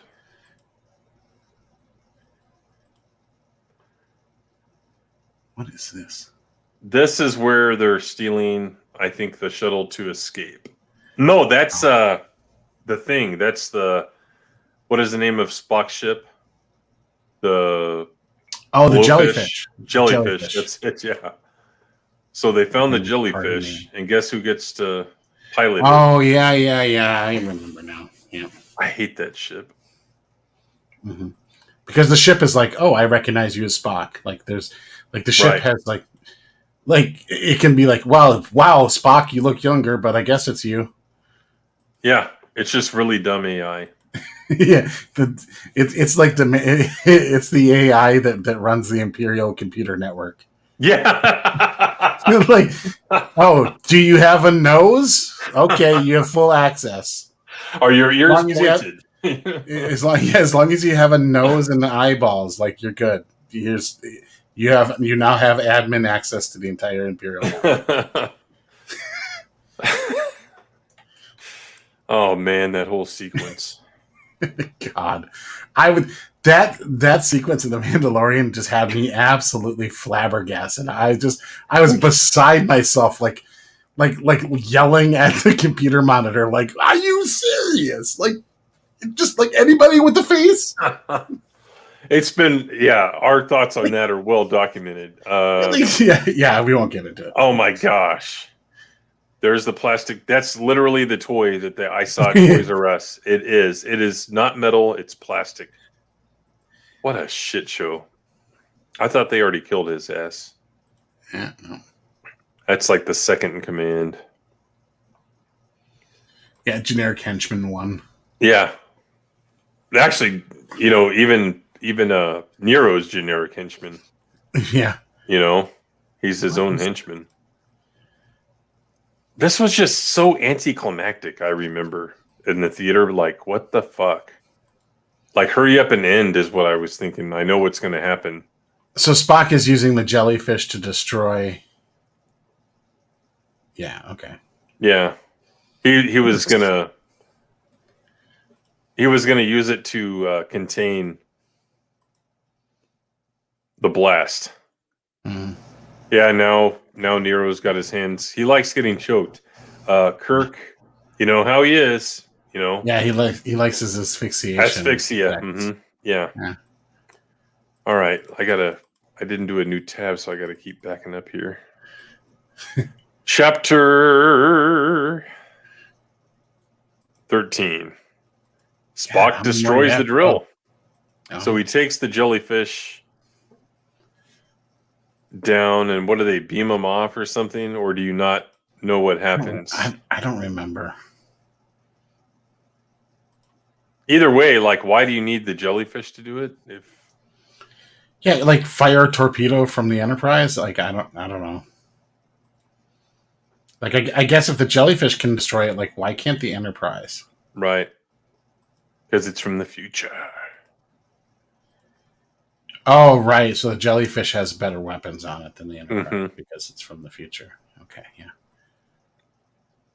But this is the same platform that, like, they just kind of point blanked it with a phaser rifle earlier, and it blew up the whole drill head thing.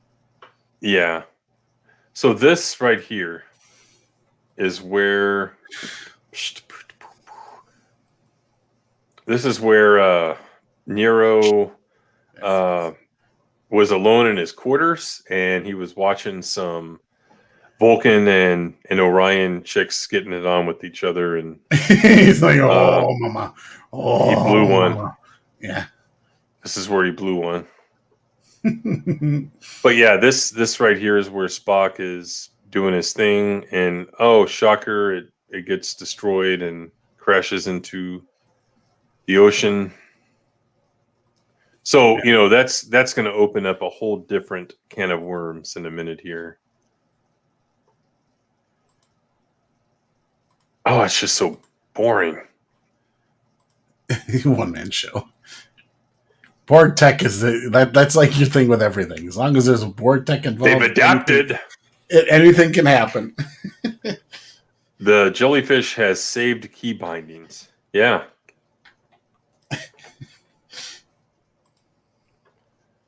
Just a bunch of lens flare-y action shit, and then this stupid fight. Like, where was he going to fall? Like, is that part of the Narada, like, this open shaft, like they're on the Death Star or something? I don't... Yeah, a weird design for a mining ship to be, like, have this sweeping, wide open, like, bridge getting choked again in the first place. But then you had to then have random chasms in said wide open space-ish bridge. Like, nothing in the interior of that ship suggests to me that it's, like, built for mining. None. Like it doesn't like because like, you would think a mining vessel would be just very primitive, very very efficient. Like the bridge would only, I mean, it would be very small. Yeah. But no, this is this big, huge, gigantic. Because the whole ship is big, huge, gigantic. Yeah. Big, huge, gigantic lair that's like where the dragon resides, like in a fantasy or something. That's what it looks like. Right. Just this big pit type dungeon thing. With at any moment, everywhere. if they would have just swept the camera over by like 45 degrees, we would have seen Smog there just resting. Raiders of the Lost Ark. Right. Yeah, make everything bigger. That's JJ's style. Right. Bigger and more claw looking, and that makes the ship like really menacing. Romulan football. It is just so bizarre to me that they took so many cues and things out of Nemesis of all the Star Trek movies. Mm-hmm. They're like, that's where we're going to borrow from.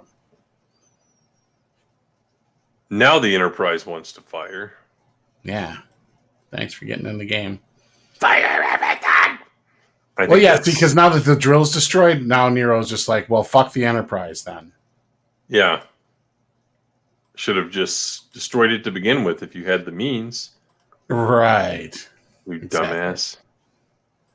That's a weird shot to choose to include. Yeah. He's still on that fucking ship.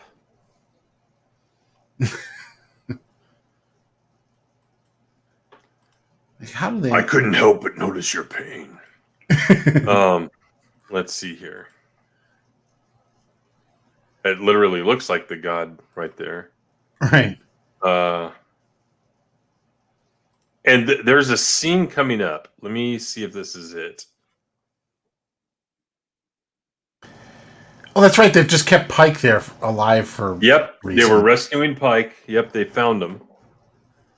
Remember Pike? We totally forgot about Pike. Did they need him for some codes or something to get to the Earth or something like? I don't understand why they had Pike the entire time. Like, why not just off the fucker?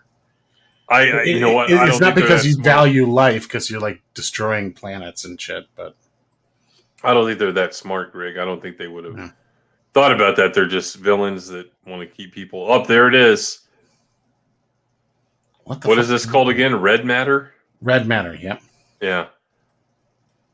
It's like mercury, but it's red instead of silver. Yep.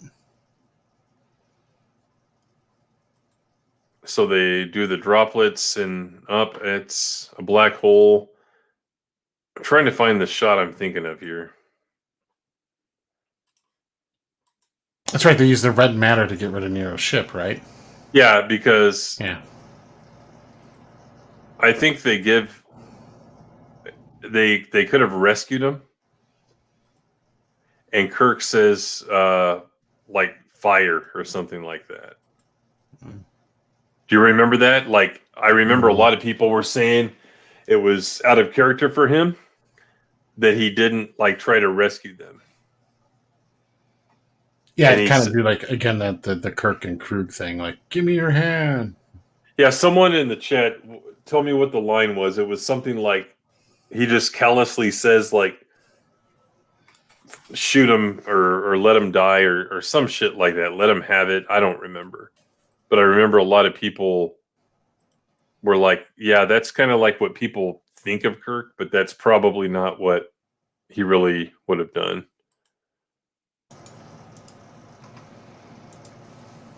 Like the whole thing with Star Trek 6 and the fire. That was like after this guy was about to destroy both of the ships and ruin galactic peace and all that shit. Not that they couldn't have disabled the Narada here and gotten them out of there, but it was stupid. Just this whole sequence, the last 20, 30 minutes of the movie went on so long. Mm-hmm. all these close-ups and quick cuts, and we got to go to warp. That's what happened. So he said to let him have it, and then this weird, like, expanding globe of energy happens, and they have to get away from it, kind of like in Wrath of Khan. Oh, here, I got the script. Okay. So, Chekhov, Captain, the enemy ship is losing power. Their shields are down, sir. Kirk, hail them now. Chekhov, aye. Nero appears on the view screen as a black hole appears in the Narada. Kirk, this is Captain James T. Kirk of the USS Enterprise. Your ship is compromised. You're too close to the singularity to provide assistance, which we will provide. Spock, Captain, what are you doing? Kirk, you show them compassion. You show them compassion may be the only way to earn peace with Romulus. It's logic, Spock. Thought you'd like that.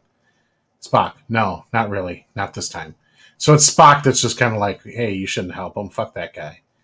Nero, Okay. I would rather suffer the end of Romulus 1,000 times. I would rather die in agony than accept assistance from you. Kirk, you got it. Arm phasers. Fire everything we got. Sulu, yes, sir. Yeah.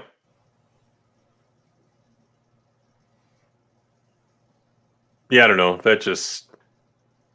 Yeah, and then suddenly it's like, oh my god, we're too close to the black hole. It's going to get us too.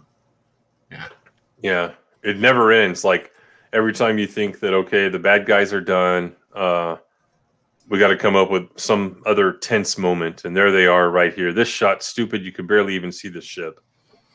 Right. Well, because it's like that end sequence wasn't, big or big enough. So then we got to do the like, oh my god, we're gonna get sucked in too. Which is like how many times in how many movies does that shit happen? And then they have to detonate the warp core or whatever to stop to close the black hole, right? Yeah. I don't know. I'm struggling to remember a scene where those two characters behave that way.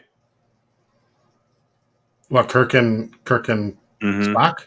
Yeah. To where they'd be like, let's destroy where Kirk would offer to offer assistance. Is that what you're referring to? No, to like just so callously destroy them, even though they're pieces of shit. Like, yeah, Kirk was like, well, I gave it the token try, kill him. Yeah. Pretty cavalier. Yeah, that's the meme Kirk that we get. That's what I said JJ's earlier. Star Trek. I mean, it's whatever the meme of Captain Kirk is to them is the character we got, and just like it was with the Kobayashi Maru, just casual, flippant, yeah, impulsive, not calculated, just kind of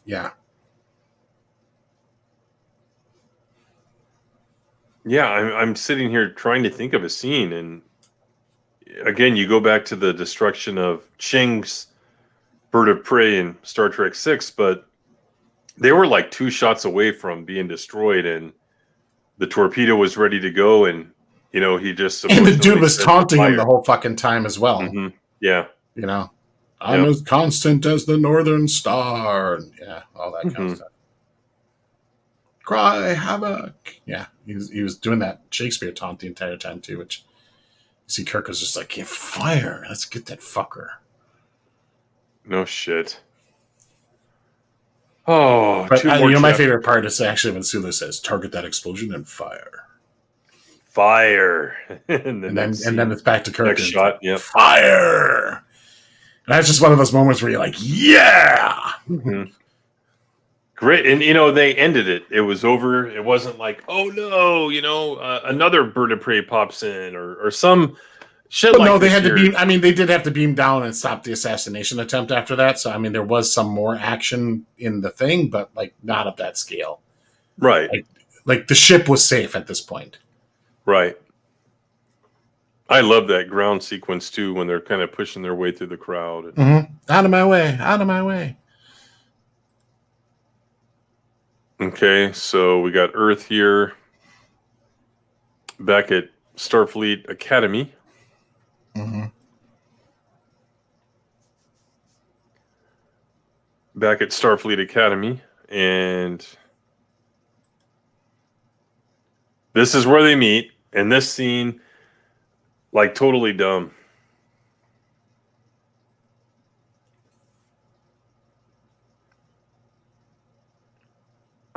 I mean, let's avoid the what do you call it? Like, disruption of the space-time continuum. Space-time continuum, yeah, like the whole, like, Back to the Future theory, like, your future self. Mm-hmm.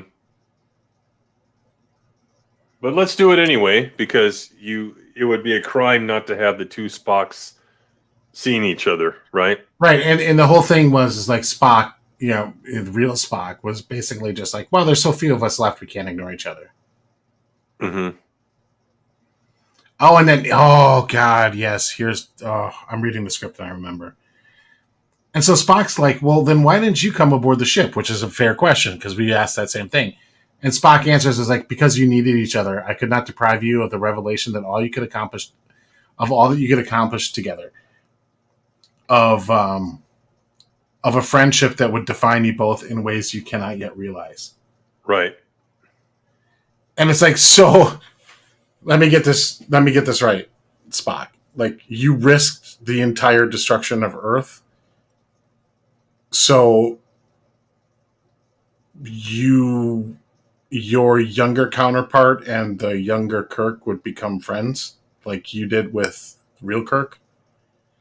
That's a fucking gamble. Is that logical? No. I mean, that's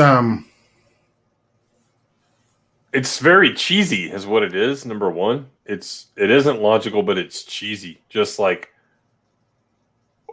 it's almost like they're saying the old Spock was making sure Star Trek the original series happened, basically.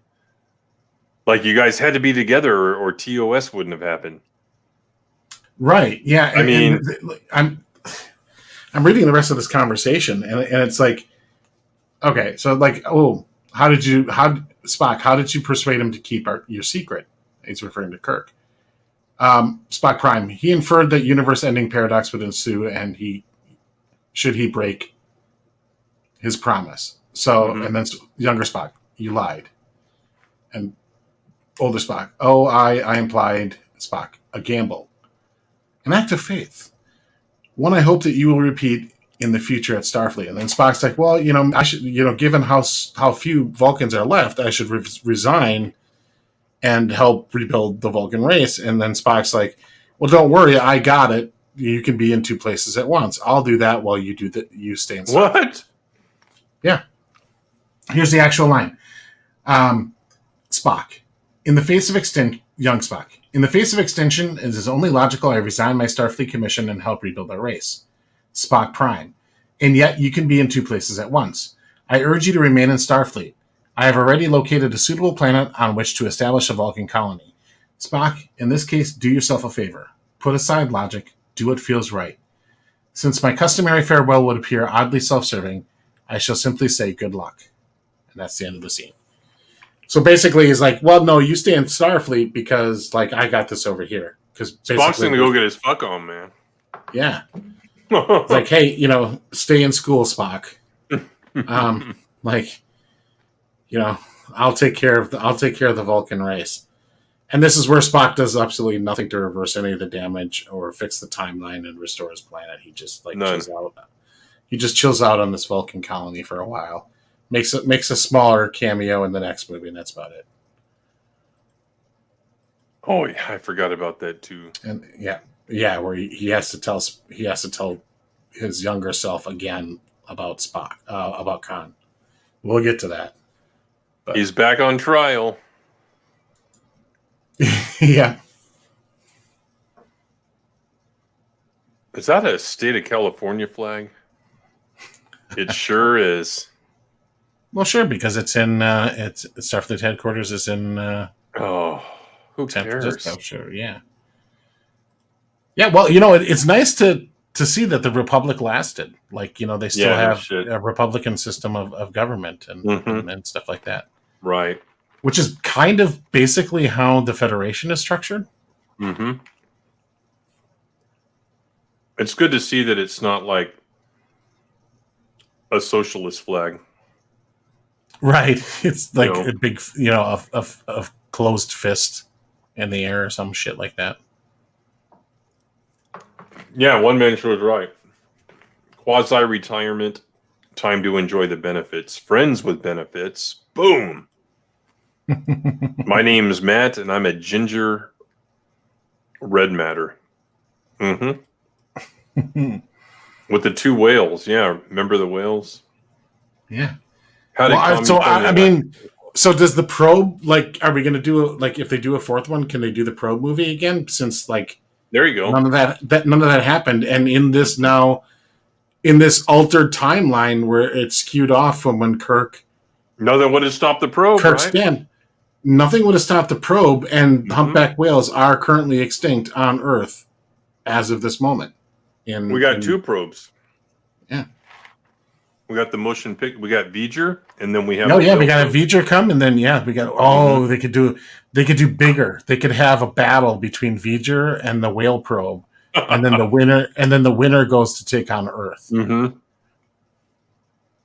Remember that episode of Enterprise where the what's the name of that species that did the 9/11 attack? You know who I'm talking about. The Xindi. Xindi, you know how they have different races? The fish people are like in a tank on the ship, right? So, there was a pretty strong suggestion in Star Trek 4 that whales are sentient. And what if they have their own ships in this movie, and even dolphins, right? And they're like piloting starships against the V'ger probe or something like that. That's what At this point, it's so not Star Trek. You might as well do a crossover with The Hitchhiker's Guide for All I Care. You be like the probe's coming, and then they do the song, the So Long and Thanks for All the Fish from the Hitchhiker's movie. Because the dolphins know, oh shit, or it's fuck, the whale probe's coming. So they're like, so long and thanks for all the fish. So sad that it should come to this. Yeah. Anyway, Kirk gets a medal. He thinks he's going to get in trouble. He gets a medal from not Idris Elba here, and he's still all scarred up. He is in the whole damn movie. And then we get that, like, oh, your daddy would have been proud of you. And guess what? Pike's in a wheelchair. Yeah. Remember the wheelchair? Yeah. Although this one looks like the wheelchair from Star Trek 4 that doctor gave me a new kidney. Mm-hmm. Instead of like the floor scrubber model that was in the TOS. Is that Vladimir Putin right there? No, it can't be. It's got a shirt on. Yeah. Look at all these faces. No aliens at all. Yeah. I remember almost very puking. speciesist. Yeah, I was almost puking when they brought him out in a wheelchair. Like, are you kidding me? That's how they're going to explain it. But I think he's out of it in the next movie. Am I wrong? I think so, but I mean, he gets killed in the next movie, so. You just spoiled the next movie. Oh, and by the way, James Harrison is Khan. There, I spoiled even more of it. Oh man, I can't wait to get to that movie because what a shit show. The whole thing leading up to it. I found my Facebook posts and comments because they've come up in like memories and shit, and I'm like, oh my gosh, I forgot what a shit show that was. You get an even closer look at the joysticks here. I don't know what it looks like. They're scanners, like in case like someone walks up and you need to, I don't know, scan something.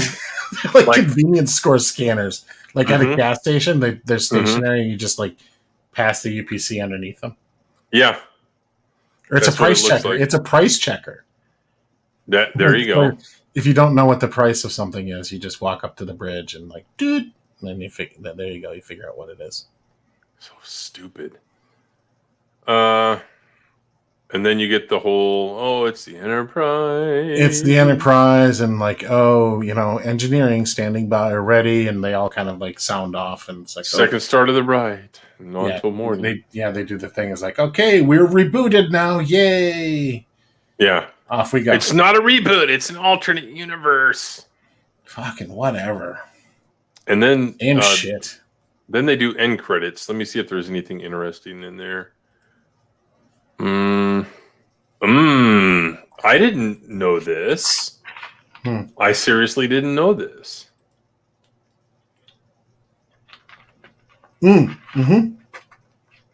So that's how Alex Kurtzman. That's how he got in? Yeah. Okay. Didn't realize that, man. Yep. Based upon Star Trek, created by Gene Roddenberry. Star Trek, yeah. Yeah, like that. I like. If I'm what is his name, Rod Roddenberry, like his son or whatever, I'd be like, you know what, you cannot credit Gene on this one. Like I didn't. It's like, yeah. Like, or if you're gonna credit him, like you got to put like flimsily based on Star Trek, created by Gene Roddenberry. Look at all this really bad, like late 70s, early 80s planet art and stuff that has nothing to do with Star Trek. Yeah, it just, it looks cool. It looks cool, but it just, it doesn't have anything to do with Star Trek. I don't think there's anything too interesting here. Was Chris Pine the third credited actor?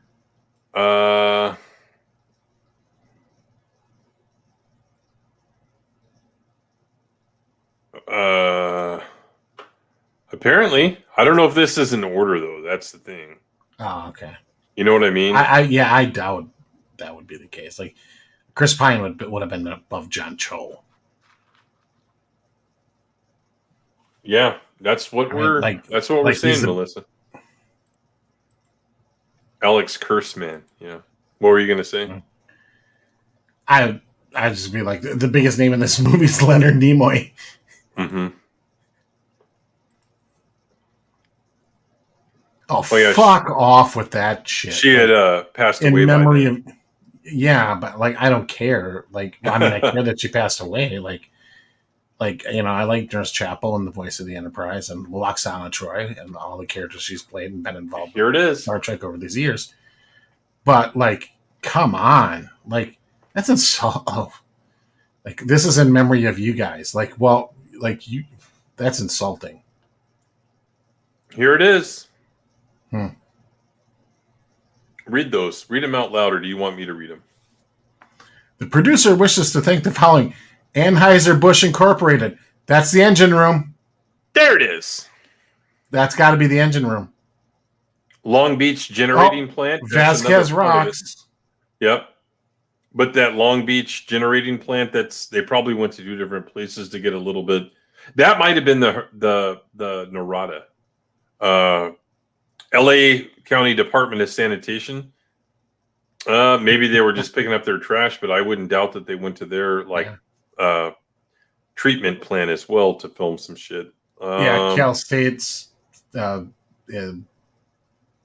headquarters. Calpine Pastoria facility. What the fuck is that? I have no idea. Utah, because that's probably where they filmed that the scene with the big hole in the ground that wasn't Iowa, right? Yeah. Rock of Ages, Vermont. I'm gonna see what the fuck that is. This is just so mind-numbingly stupid.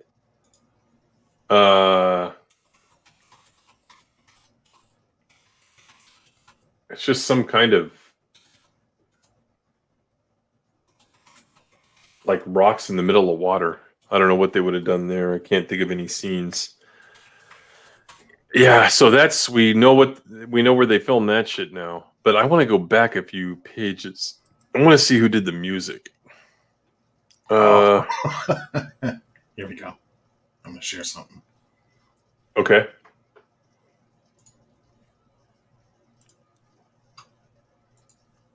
If I can get to there.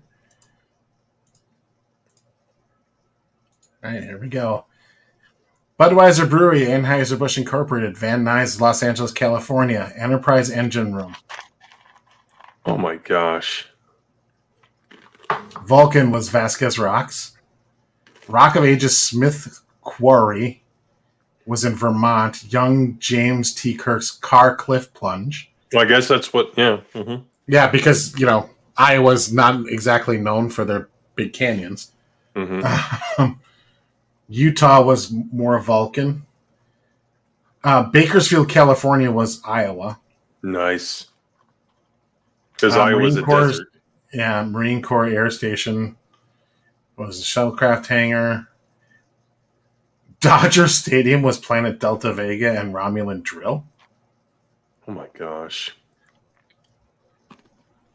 Yeah, California State University was the Starfleet Academy Exterior Courtyard. What? Long Beach. What was the budget on this movie? Oh, God. Oh, there it is. Pastoria Energy. That's what that Riverside was. Shipyard. Yeah, that's where they were, remember how we said it looked like they had all the scaffolding and cranes? That's what that was. Yep. Okay, And then the Long Beach Power Station was the Kelvin's engine room. Mm-hmm. Garbage, man. And the Iowa Dive Bar where Kirk got his ass kicked was the American Legion. Oh my gosh. What was the budget on this? Do you know?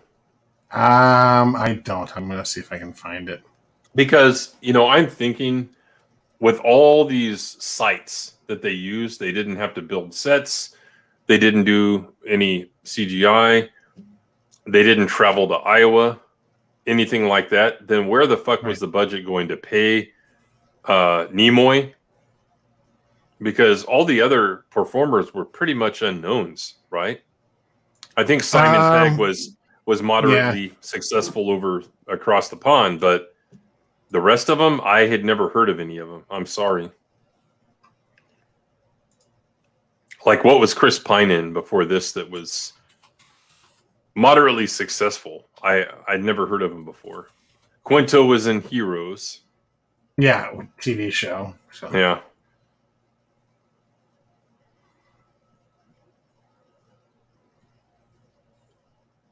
Production budget. 140 million motherfucking dollars. And that's what you came up with. Mm-hmm. I want to know what Nimoy was paid for this movie, for this piece of shit. Harold from Harold and Kumar, yeah. Yeah, I'm sure he's paid decent, but not like a staggering number. 8 million. Maybe. Because he didn't want to do it, if I remember correctly.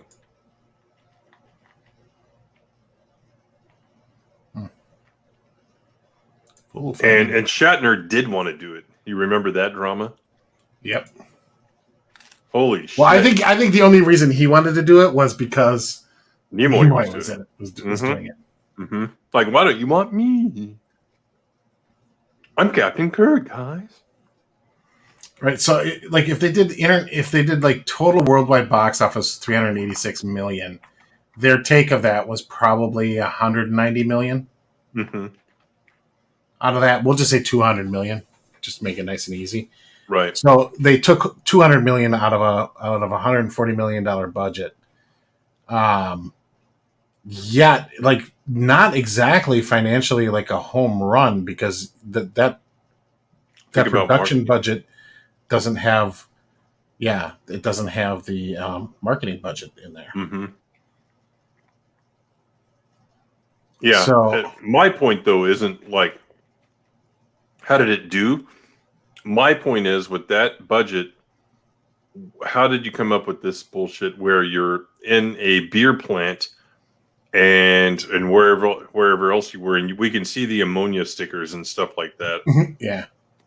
I mean, do some matte paintings at least. Do some CGI, something. I think a lot of it was wasted on the CGI for the ship battles. The a lot of CGI ship battles. Yep, I like just think like doing Scotty through the tubes, right? Mm-hmm. That was all special effects. Mm-hmm. So obviously they didn't stick Simon Pegg in a watertight tube and send him sailing through the beer plant. So that was all special effects. There was a lot of special effects shots in this movie. The tendrils. You also had to blow up. You had to blow up a planet. Too, right? Did they show that couldn't have been that expensive though? You wouldn't think so, but I don't know. But then you also, well, Eric Bana might have commanded like a decent paycheck because he was Hulk. Yeah, well, and then he'd been in several things by then. He was in Troy. Yeah, so he might have commanded like a decent amount of money. Mm-hmm.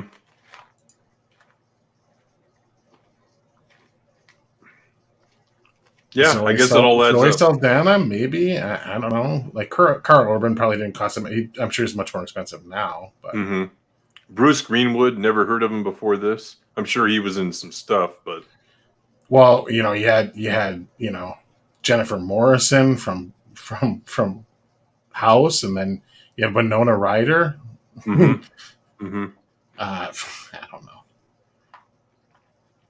You had JJ Abrams. Oh, look at that. JJ Abrams, Damon Lindelof. Alex Kurtzman. They had to get paid too. Yeah.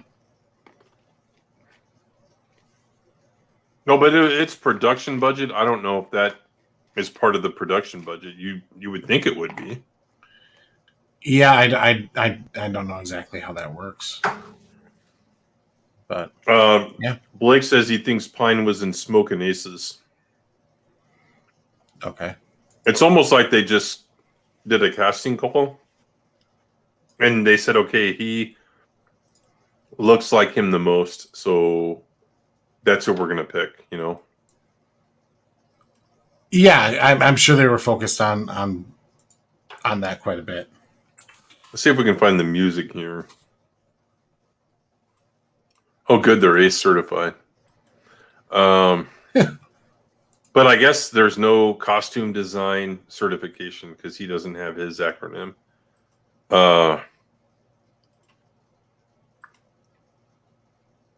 April Webster, where's the music? You have to put the music somewhere. Wow, Into Darkness's budget grew to 190 million. Because they had to have Cumberbatch and some other people that they brought in.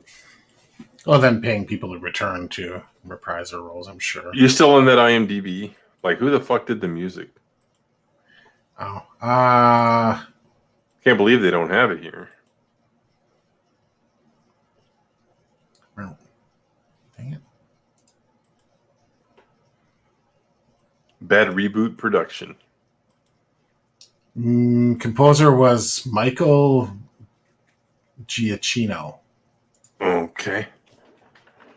All right, Best so known roles: Incredibles 2, Jurassic World, Rogue One, A Star Wars Story, Jurassic World: Fallen Kingdom, Spider-Man: Far From Home. Wait, which Star Wars story? Rogue One. Oh, the music was dismal in that movie. Well, that was best known technical roles. I don't know what that, but yeah, that was all his composers. So let me ask you this about the music. What did you think of the main theme? Actually, I didn't. The dun, dun, dun, dun, yeah. The one that goes dun dun dun dun dun dun dun dun. I think it sounded adventurous and okay, but I thought it was okay. Why reinvent it? That's my question, because that's what they were doing. They were reinventing Star Trek. I liked it. Yeah. I thought it was a good, like I said, adventurous piece of music, but I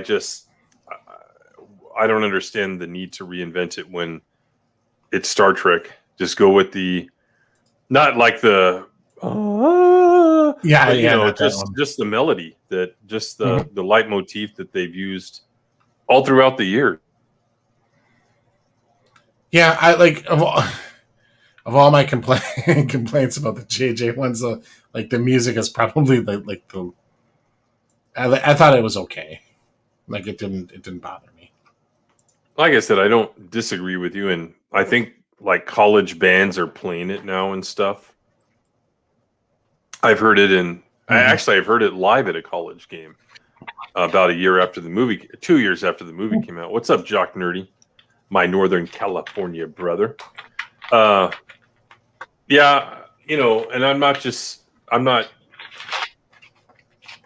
necessarily lumping the music in with everything else. I'm just saying I'm looking at everything in this movie, and the music is another thing that annoys me because there was no need to just reinvent it. And every Star Trek movie had its own theme, right? Yeah, Except for yeah. 5 and 1, they had the Next Generation theme, Hmm. but they all had that Star Trek leitmotif in it, and it was the main theme around everything else that everything else was built around. So Hmm. what they were doing here was just recreating a brand new Star Trek Yeah, changing it for the sake of changing it. motif to use. Yeah, that's what they were doing. So music, special effects, the choices on direction, all these diagonal shots, lens flares, quick cuts, the battle sequences, the hand-to-hand combat, like almost all of it. It's an annoying movie to watch. Almost not to the level of the alternative factor, but just it's almost like you dread an action sequence, which is sad because that should be the best part of a movie or a TV show is when you're getting to an action sequence, because if you're building up to it and then it happens, it's like awesome. Yeah, it doesn't give you like a headache like alternative factor, but Yes, it kind of does to me. it didn't to me. It was just again, it was just shit splattered on the screen to me. It wasn't like it was just let's put a bunch of crap moving and constantly moving, and that's what we're going to substitute for well choreographed action. Is we're just going to have we're just going to dump everything all together, just throw it at you, and here you go. I hate that style. I know. We got Matt Wilkins in the chat. What's going on, Matt? He says, "Did you like the third movie, Star Trek Beyond?" Is what he's referring to in the series. Tim, I didn't think it was that bad. Best of the trilogy. I think it was better than the first two because they don't try to have this galaxy spanning event. You can't have that every movie, so I like that they didn't do that, but I just felt like it had a lot of the sins that the first two had. And we're going to do a stream on that one, possibly two, like we had to do with this movie if we run out of time. But we're going to announce what we're going to do next, and then we'll probably do Into Darkness, and then eventually we'll get to Beyond. But what did you think of it, Greg? Star Trek Beyond to me is probably the one that irritated me the least. Mm-hmm. Because at that point, I'm like, maybe it's partly because I was just checked out. There was just no hope for these things, so I wasn't nearly as invested maybe as the previous two. I was just kind of resigned to like, well, this is just going to be stupid. And like the motorcycle scene again, Beastie Boys shit. Like that's how you're going to take down this killer bee swarm thing was stupid. Mm-hmm. The one thing I will say that I liked in that one was I really thought that they got Spock McCoy down well because they were kind of split off from the group, and I think Spock was injured or something, or maybe it was Bones that was injured. I thought the dynamic between those two like captured at least just a little bit for me, like the heart of the two from the original series. Like I felt the vibe there. So that interpersonal relationship between those two, I thought was like, wow, that like where more of this, but then the rest of the movie was just it was an action shit show. I think it was directed by the same guy who has been doing the Fast and the Furious movies, and it shows. Typical, yeah. It literally, I mean, it shows. You got the motorcycle sequence and the Beastie Boy music and yeah, it just like I didn't think that movie had a chance out of the gate because Into Darkness was so poorly received by the Star Trek fan base. So Melissa says if I ever hear Beastie Boys in Star Wars, yeah, you probably will in Book of Boba Fett, right? It'll start off with sabotage, because he's kind of sabotaging the Jabba's former organization. Yeah, there you go. There you go. The credits come up and do. But I think when we go through the other two movies, I think it'll be a little bit quicker.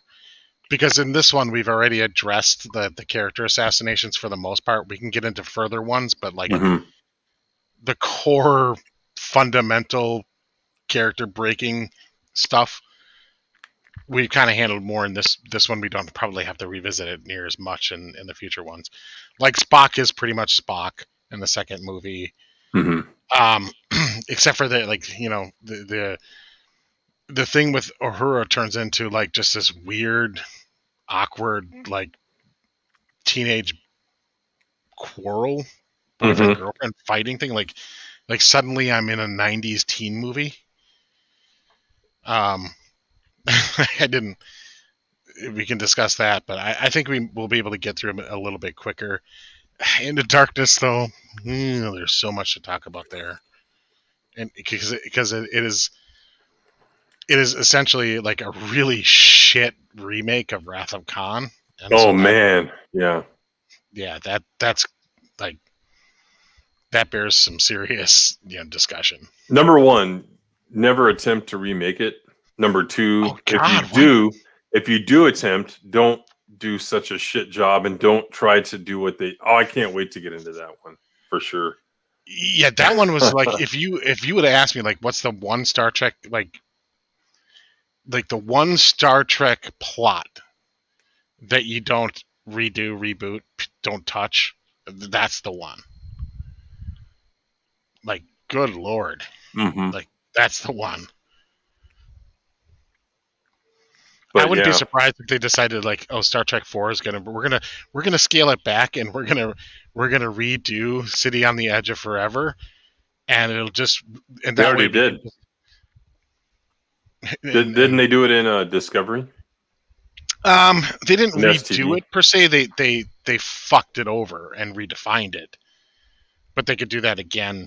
Like, I mean, seriously, like remake it where Kirk and Spock and McCoy go back to that time. Because then you could just cast, the big three and leave the rest out, so you can save some money there.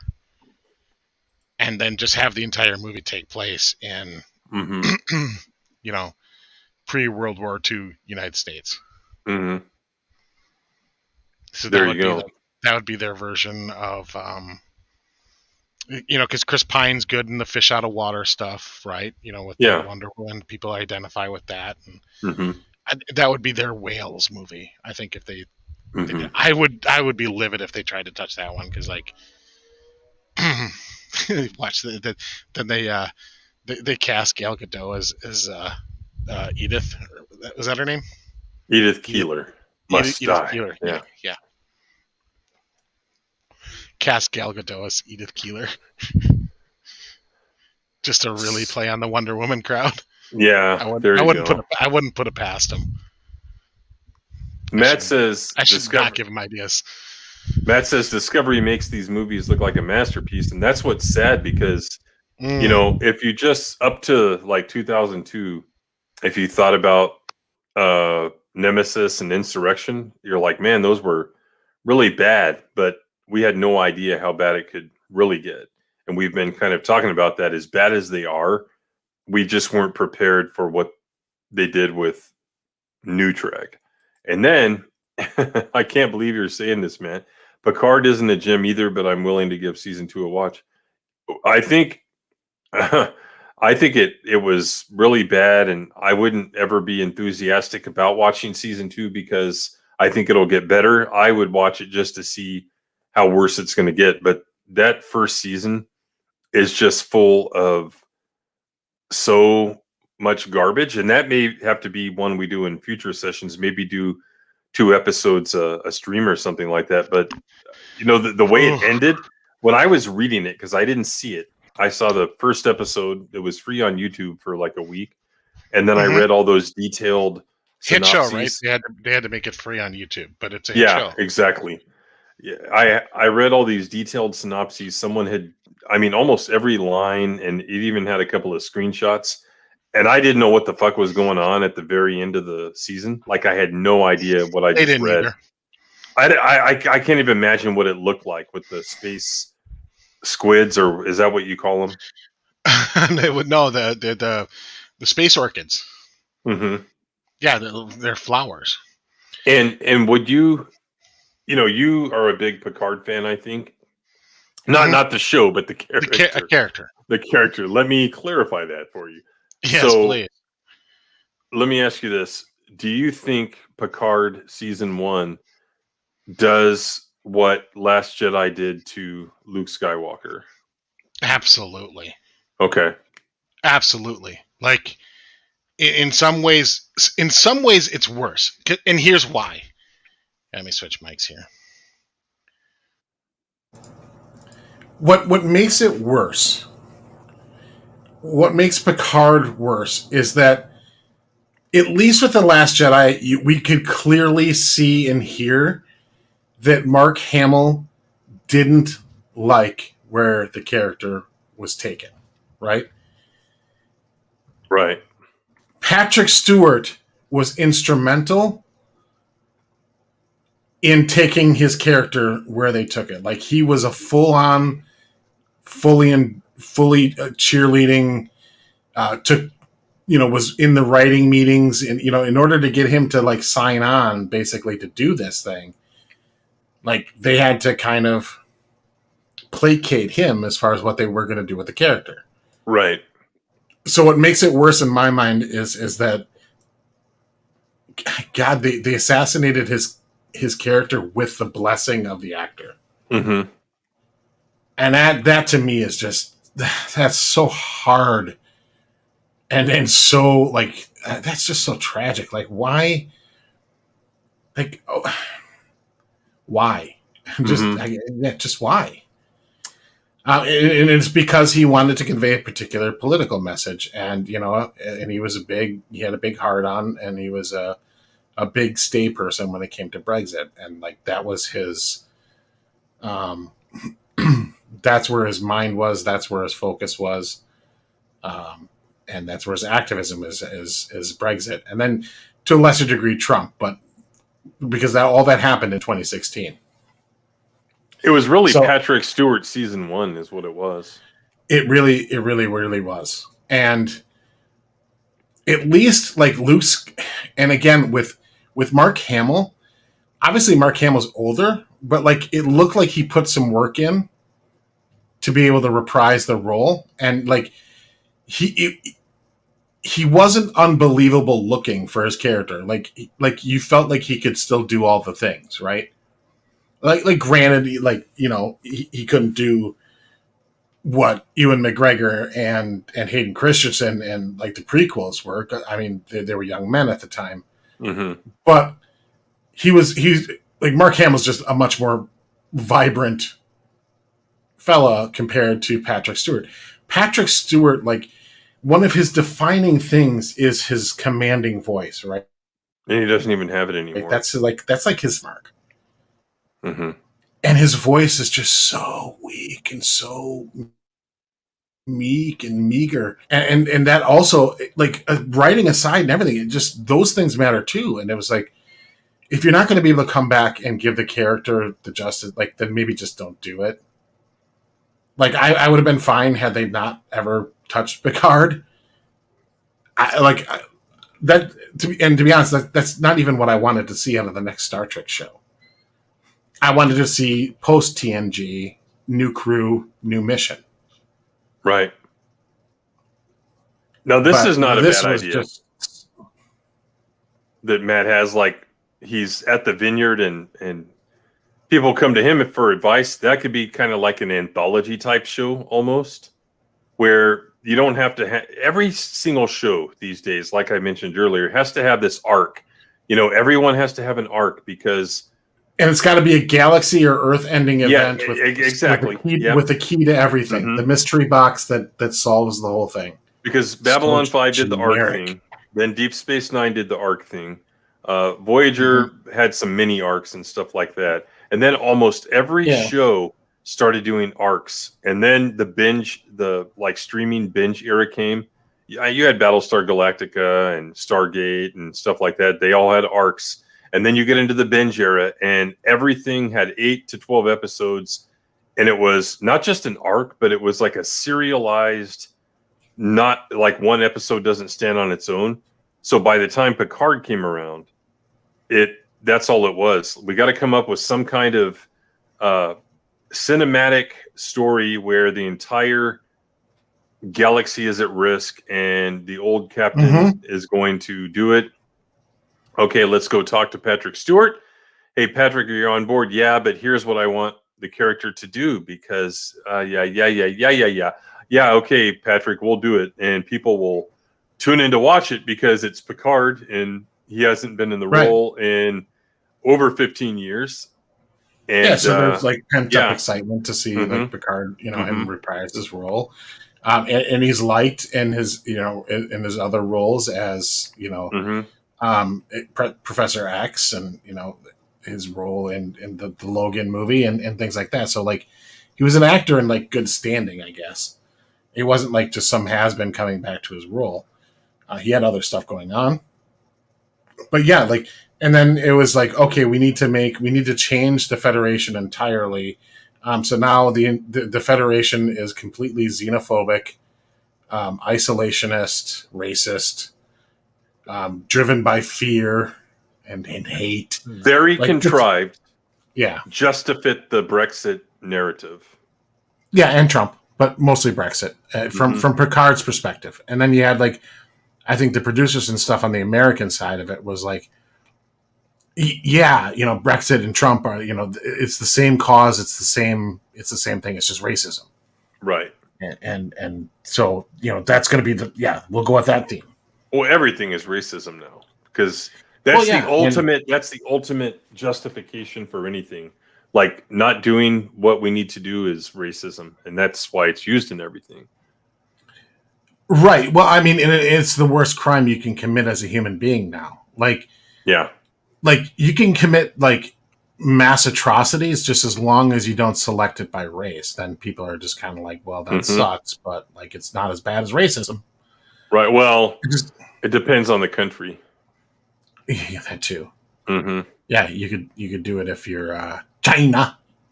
But yeah, I get what you're saying, Matt. Like sort of like a anthology show like that, and that would have worked for the performer because he was very out of place. He was frail, and people are supposed to live longer in Star Trek, and he would have only been like 75, 80 in the timeline when Picard takes place.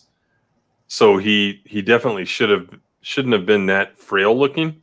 So your story idea would have worked more, and not everything has to be this, I'm on a starship and all stuff like that. Some of my ideas for Star Trek 20 years ago, like what's the next series, were very grounded, if that makes sense. Because if you want to have a spaceship show, then have it run concurrently or at least partially concurrently, like halfway through the series, start up a new one or something. But I did have some ideas for grounded Star Trek shows, and it would have fit the performer's abilities.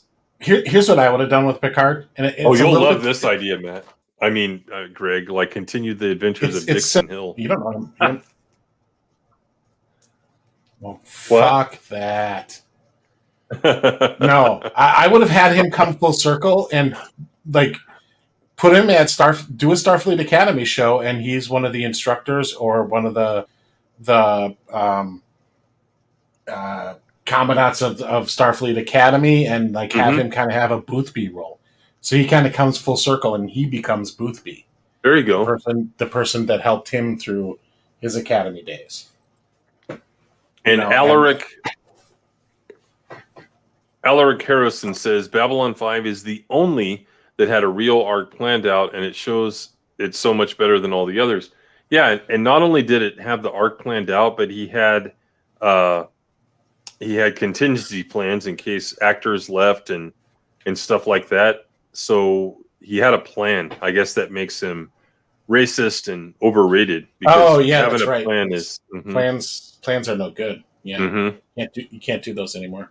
And it's a good thing he did, because the top billed performer in the first season left, so he had to have a backup plan. Yeah, like if you're gonna do serialized TV, you got it. Just look at Discovery's the trailer teaser that they put out for season 4, right? And it was going to be this anomaly is now like 7 light years long, like 7 light years. So that's like double the distance between here and the next closest star system. More than that, I think.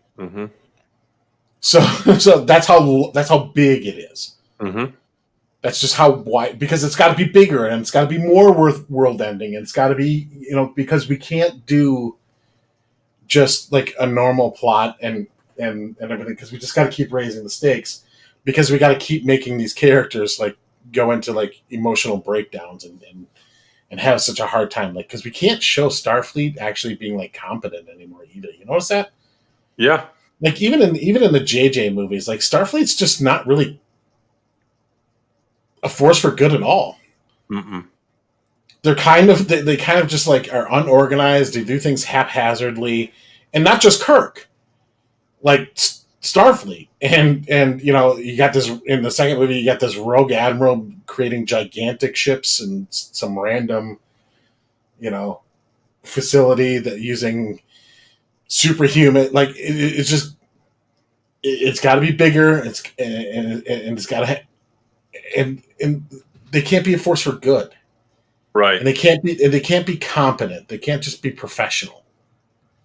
Because you can't have heroes anymore. Like, you can't make Kirk a hero. You got to make him, at the very least, you got to make him a womanizing buffoon, because you can't and give him these goofy action sequences that make him look stupid. Because you can't have heroes anymore. Yeah, and that's exactly you're right, Greg. And Matt, that's the point I was making. He's too old, and it was totally out of place, and it kind of exposes the universe, because he's not supposed to be that weak and frail at that age. And then Alaric is asking about Stargate. I'm seeing something on Sci-Fi Wire where Amanda Tapping claims she was approached about returning to the franchise. So it's pretty funny she says that, because, the woman, it'll be some kind of woke show. And FYI, what she did, and I don't know if she's still like this, I would hope she is, but in the very first pilot episode that actually had full frontal nudity when it first came out, but they've done a special edition that removes that and changes the music and stuff. It was on Showtime. It was on Showtime. I think it on DVD. But point is, in the very first episode, she was like an absolute just bitch. That's how she was. And she told Blake remembers, she told the producers, if you're going to have this character be this way, then count me out. I don't want to be in it. So when you got to the regular season, she was like a pretty normal character. But like, there was a line in the very first one where they're at the table introducing her to MacGyver, and he's like, have you ever even made a turn at Mach 1? Some shit like that. And she's like, oh yeah, this and that, and just because of this and that, just because you wear your genitals on the outside instead of the inside doesn't mean you can do stuff that I can't, or something like. It was just totally different character. So I would hope she's still like that and has those principles and wouldn't come back to some woke show, because there's no franchise is safe. Yeah, E. Clay remembers it. No franchise is safe from wokery. They're coming for all of it. Really worried about Cobra Kai, gay karate, as Greg calls it, because I hope it goes full on woke. No, why? Because fuck gay karate show. No, but I like it, and you don't want my happiness to go away, so you should not say that. Yes, because my most defining characteristic is my charitable heart. Oh, charity. But yeah, that's about the only news I've seen. There's a lot of rumblings about, hey, they're going to bring it back. I don't know if it's going to be a reboot, a continuation, whatever. But I don't know. With Stargate, when it came out, I didn't watch it right away, but someone said, hey, it's good. So I went and got the DVDs at Walmart, the whole first season. And back then, actually, I bought a sample first. You could buy one DVD with the first 4 episodes. And the first 4 were pretty good. And I'm like, okay, I'll buy the whole season. And back then, like every disc came in its own case and it had a slipcase, this big ass thing for one season, 20 some odd episodes. And I bought it, watched the whole thing. I thought it was good.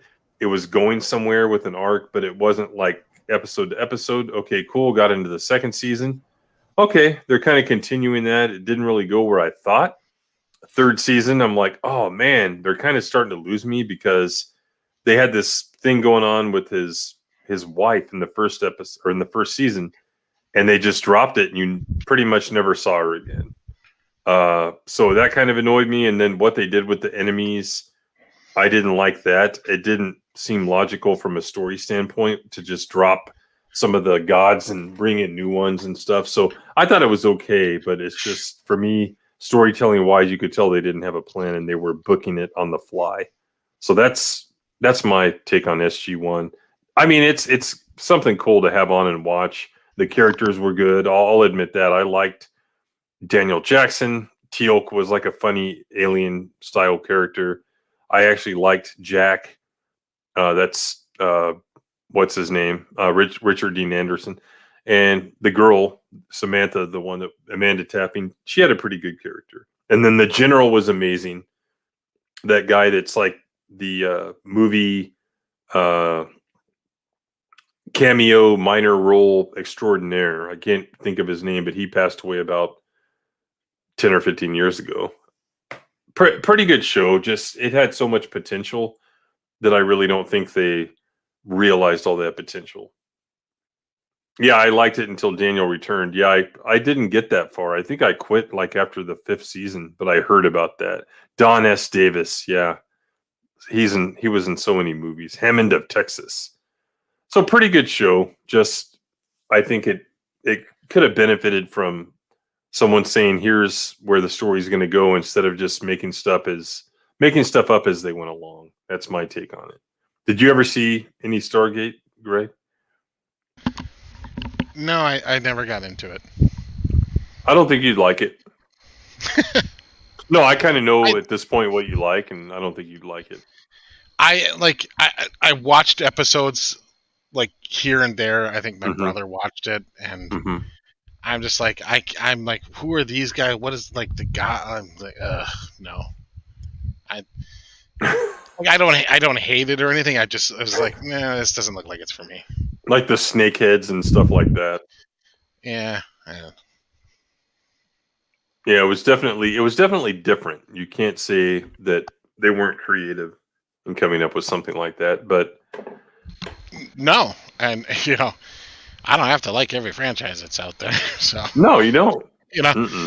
Like, that one's not for me, so I'm not going to watch it. Like, you develop you watch enough stuff where you get to the point where like you can watch a trailer and be like, yeah, I can tell this movie's not going to be what I'm going to like, so I'm just not interested, and you kind of tune out. And more often than not, that's what trailers do for me. Like, they almost never convince me to go see a movie. They convince me to like take it off my list. Yeah. Because like when we see it in action, you're just like kind of like, ooh, that's the best they could come up with, huh? That's out of the movie. Ugh. Right.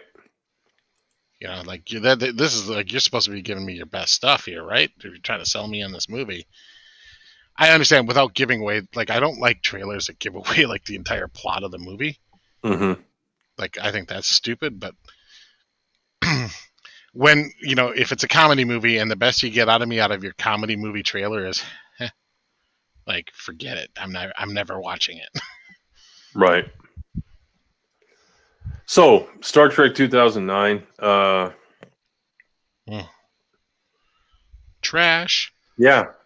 Steaming pile of shit, in my opinion. And I tried to go in liking it. I said that on the first stream. Like, I was ready. The trailer had me because the trailer, I wish we could watch it, but man, Paramount gets you, CBS, whatever, they get you really quick. Yeah. And by the way, I'm trimming something from the 1000 sub thing. It's been trimming for about 24 hours now. And that's pretty Jesus. typical, actually. Yeah. It's not like I got a strike or anything, but and it's not monetized, but I want it off there. So I'm trimming it. So I don't want to watch the trailer, but the trailer told a very different story than what was in the film. To me, it looked like, okay, Kirk, is a kid, and then he decides to go to Starfleet, and then they spend a good portion of the time in the academy training. I love those types of stories where they're training and stuff. The whole Well, thing. yeah, you take like a movie like Full Metal Jacket. Like, the best part is boot camp. Oh, absolutely. Like that shot where they're punching out of the ship and their skydiving thing. I thought that was part of the training, because the way that they do it, they're in that stupid that whatever that is, where that auditorium with Spock and them, and it's like, you will face this, you will face that, and I'm like, oh, that's part of the training. That looks kind of cool, like an epic story where he goes to the academy, then he gets out, and then he gets an assignment, and then maybe they show a short mission, and then they skip ahead and he's captain. Because to your point, he didn't leave the academy and then he's captain. That makes no sense in any military anywhere. At the very least, when you graduate from an academy, you're going to be an 01. So like in the Army, you'll be a second lieutenant. In the Navy, you'll be like an ensign. You will not just go to commander or captain. That it makes zero sense. Well, it kind of diminishes the whole thing. It's like, well, if people get promoted to captain out of the academy, then what's the motivation for the promotion track for everybody else on the ship? Right. And like, even if Kirk is like a very grand exception, like, but he's not that big of an, like, he's completely unproven. And a bit of a wild card, like he cheated on the Kobayashi Maru. It's like, ooh, this guy's got some, he's got to prove himself a bit here before we give him not just a ship, like he's not captaining some 14 officer science vessel, right? The fucking Enterprise. Even after this movie, like, yeah, okay, Pike's in a wheelchair, fine, he can't be the captain, but like, really, would you go with Kirk, or would you sign some other experienced captain? Yeah. Like, just because they saved the day here doesn't mean like, oh yeah, you're qualified to be a captain forever now, because you had like, that'd be like, suddenly like, oh, you did well in a pinch because like your unit commander went down and you took control and we won that battle, so like, we're ready to make you a 4-star general now. Yeah, now it does make sense, like in Star Wars, because in Star Wars, well, that's a rebellion exactly with low numbers. It's not an organized, established, backed by the economies of the planets. Yeah, less formal and stuff like that. So you have this guy Han Solo, you have this guy Lando Calrissian. They have some combat experience. Han went to the Imperial Academy, stuff like that. So yeah, we need them. We need the experience and skills of these guys. So we're going to go ahead and hire them. So that's what they do. But in a military formal, stable environment, it doesn't make sense to come out of the academy and be pretty much not captain, but captain ready. Like, well, Pike appointed me to be captain because he was going to get killed by the biker gang Romulans. So he appointed me captain. So that field commission is going to stick. So contrived is what it was. Because JJ wanted Kirk to be captain and he wanted to tell an origin story, and he doesn't know how to tell a story in a logical way or be creative and be epic with it. I bet you if I sat down, I could pen it out and be like, okay, that makes a lot more sense. Not to pat myself on the back, but good grief, it's not that hard. Yeah, Melissa, I used to go to my grandfather's house when I was a kid, and he had this old World Book encyclopedia set. And even in the 80s, it was outdated. It was like from the early 60s, I think. But I would just go through all those different encyclopedia, like A and B and C and whatever. And he had yearbooks, is what they called them. And they would have like things that had happened in every year from like 1900 on, something like that. And I would look at the Army ranks, and it showed pictures and all that stuff. So that's kind of how I learned all that. And from the back of G.I. Joe file cards as well, because that was always cool that they had that stuff on them. Yeah, it had the rank charts. Yep. Captain is 03 in the Army. Yeah, because totally different thing in the Navy. It's just calling it a captain. It's a much higher rank in the Navy. It's the last step before you get into flag officer. And it's interesting that the Air Force and the Marines also use the Army ranks as opposed to anything else. Let's see, Kirk, we're giving you the cargo run between Earth and Mars. Deal with it. Yeah, I mean, build something up and then have some kind of mission happen where he has to perform, and then it gets him promoted from ensign to lieutenant or something like that. Or else have him lieutenant there and he'd already been promoted from ensign, and have him perform some mission. He goes from lieutenant to lieutenant commander or something like that. It's just JJ probably doesn't even understand how all that stuff works, and he doesn't listen to anyone that does know how it works because he's a prima donna. So that's why he didn't have that happen.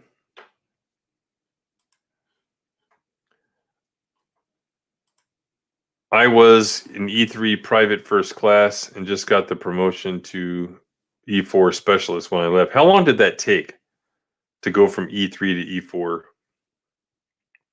How many years did it take?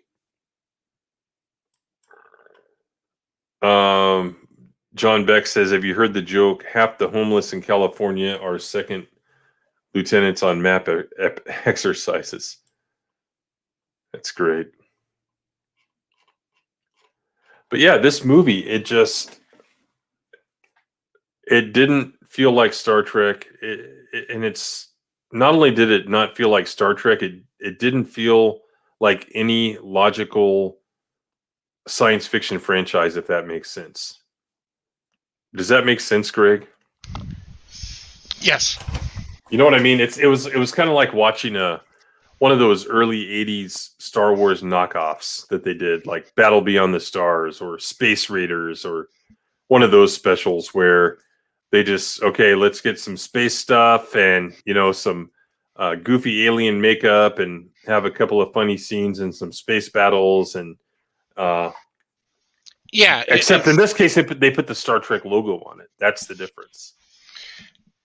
Yeah, it was just, it's very generic. I think that, like, looking back at it, the worst part of it was, and I went into it kind of like rooting for it, because like I legitimately think that, like, given a right script and everything, this acting crew could have done something pretty cool.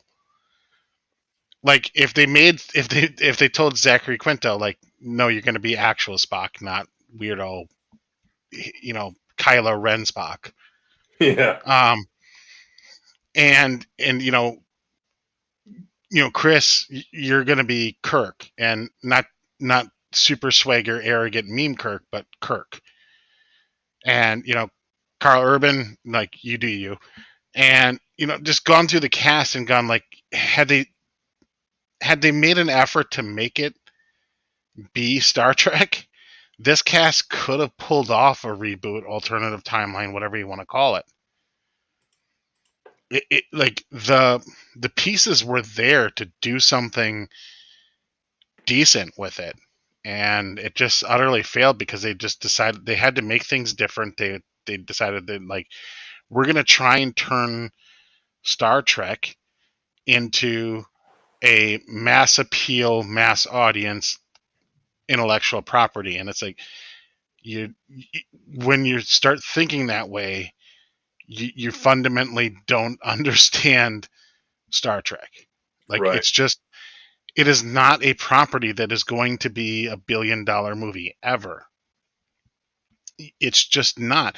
It can crank out some good profit for you if you keep the budgets under control, and and let the core audience eat it up. Like, you can make some money on Star Trek. You don't, like, not everything has to be a $1 billion movie, right? Mm-hmm. But they just insisted that they were going to try and turn this thing into a blockbuster. And it's a JJ thing. Like, we can clearly see it now looking back more than ever, is that, like, he goes into a franchise and tries to make a splash with the first one. And he's been pretty successful. Like, the first iteration in his franchise, Destructions, do well financially. They Mm-hmm. perform. But because the underlying foundation is just mud, and there's no stone, there's no cement. It's a house of cards, and there's no foundation to build on it. And that's why the subsequent movies just fall apart. Because you do this mystery box shit, and you redefine, like, you change the core aspects of it. Like, you're really limiting where you can go with it, and its potential. And I think we're going to see the same exact thing when JJ enters the DC world. Like, I think the first one's going to be a hit. Mm-hmm. They usually are, but it's going to be built on a house of cards again, and it's not going to be able to hold its weight, and it's going to collapse, because that's what JJ does consistently. Like, Mm-hmm. this is a pattern now. And going back to, like, our first stream, the stuff that we're talking about here in Star Trek 2009, boy, I wish I would have, like, not been so naive about Star Wars, him taking Mm-hmm. Star Wars, Mm-hmm. because the same kind of shit he pulled here in Star Trek happened with Star Wars. Absolutely, it did. And there's so many parallels as far as changing the state of the universe, redefining it, changing it, because we just got to change things for the sake of it. Just that fundamental thing, like, oh, it's not the Empire, it's the First Order. Yeah. It's not a Death Star, it's a Death Star planet. Like, it's just got to be a little bit different. Mm-hmm. And then we got to tear apart. Then we got to tear apart Han and make him not Han. And we, just like we made Spock not Spock. Mm-hmm. It was all there. The evidence, like, this is the smoking gun. Star Trek is a smoking gun for what we'd see later in Star Wars. Yeah. Cavitano, Calvary, Che. No one goes from 01 to 06 fresh out of the academy. Exactly. Even in Star Trek. In fact, in Star Trek, you usually stay the same rank for like 6 or 7 years if the TV shows are any indication. Yeah, and then E. Clay Thomason sent this to me. Are you at your screen right now? No, I had to turn my ear on. So Yeah, so he sent this to me. VIP fan auctions have some close-ups of these scanner things, and they literally look like something they just appropriated for the film. It's almost like gaming joysticks or something. And hey, just mount them on the console, and you're good to go. I don't know what they are. You can't really tell. Yeah, it looks future-y and like Mhm. it looks like they do something. Like, so we'll just put it in there. Mm-hmm. Thanks for Why sending that, Clay. But you're exactly right about make everything a little bit different. So what I did, yeah, they must have a longer longevity according to Jack. Barcode scanners, really? They kind of look like that, but that red part just looks like a light or something more than a scanner. I don't know.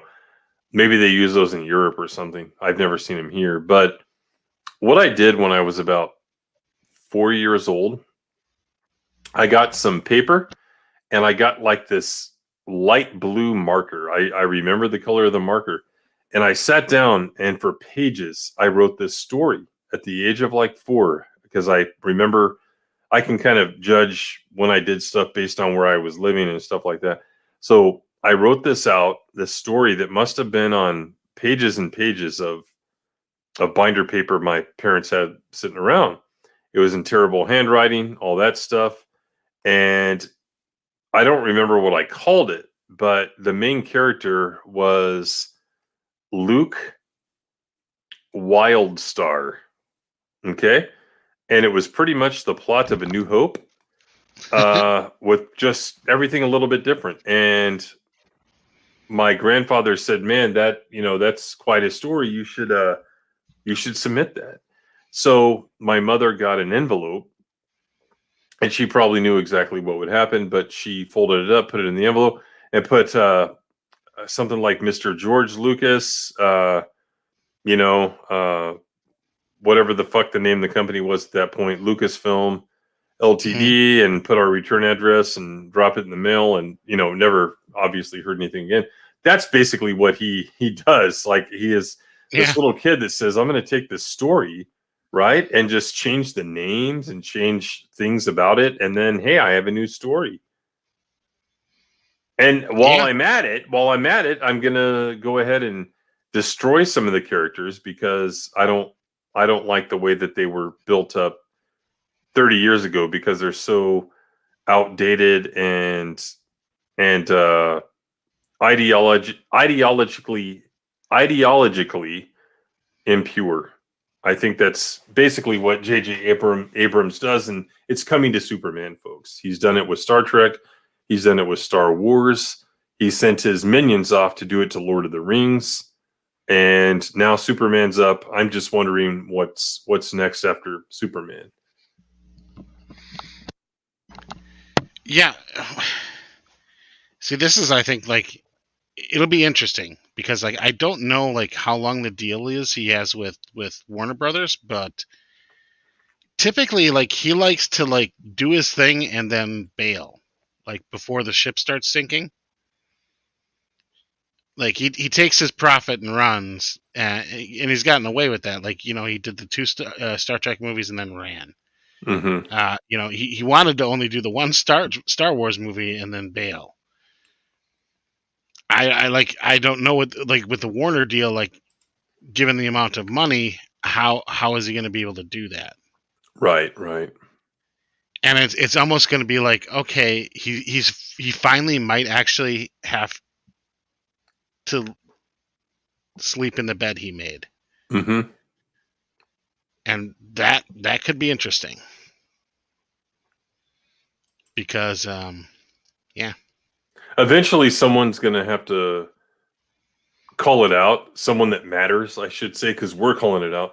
Call it out and say, why are we continuing to hire this guy and pay him tens of millions of dollars to destroy these franchises? What's going on, SPK 4000?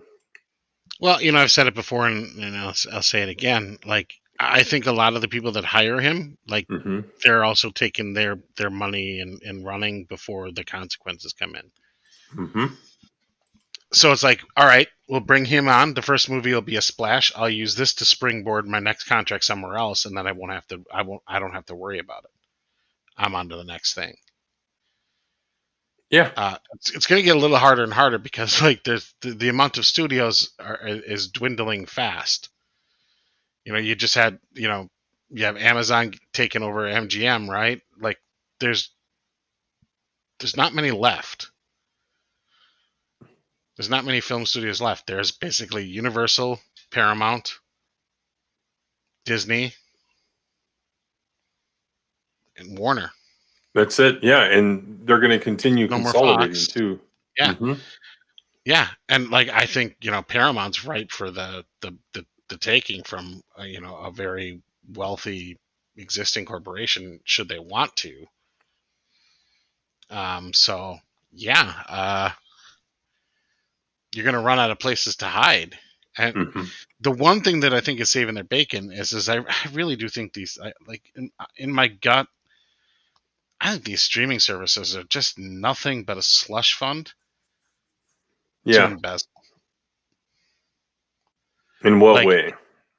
well, so basically, there's no transparency No. with how a show is performing and whether or not like it's getting renewed or anything like that. Like at least for the public and for the shareholders, right? Mm-hmm. Like even if I own Disney stock, I can't go, hey, as a shareholder, like I want to evaluate the performance of your company. Like show me the watch minutes for Bad Batch or Falcon and the Winter Soldier, or you name the show, or or Netflix. Like show me the numbers. So because it's all subscription based, there's no advertising revenue. There's no ratings system. So what that allows the heads to do is like all you need to do is have a couple good, if you have a good library and maybe a good one or two good shows, like the rest of the money that you're allocating, and we're talking like in the case of like Netflix, billions of dollars, right? In their exclusive content, right?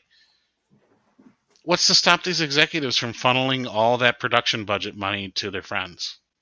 Mm-hmm. Where it literally can just get laundered to fuck. Because like how easy would it be to like who really can track where the money's being spent on some of these larger productions? I mean, Yeah. it's a great way to kick money to your friends. Mm-hmm. Because there's no accountability. Like a show could be getting a fourth season and like the thing could be just abysmal in ratings, yet it gets renewed. And if the ratings were public, people would ask, hey, what the fuck's the deal here? Mm-hmm. Why are you continuing to spend millions of dollars per episode on this show that nobody is watching?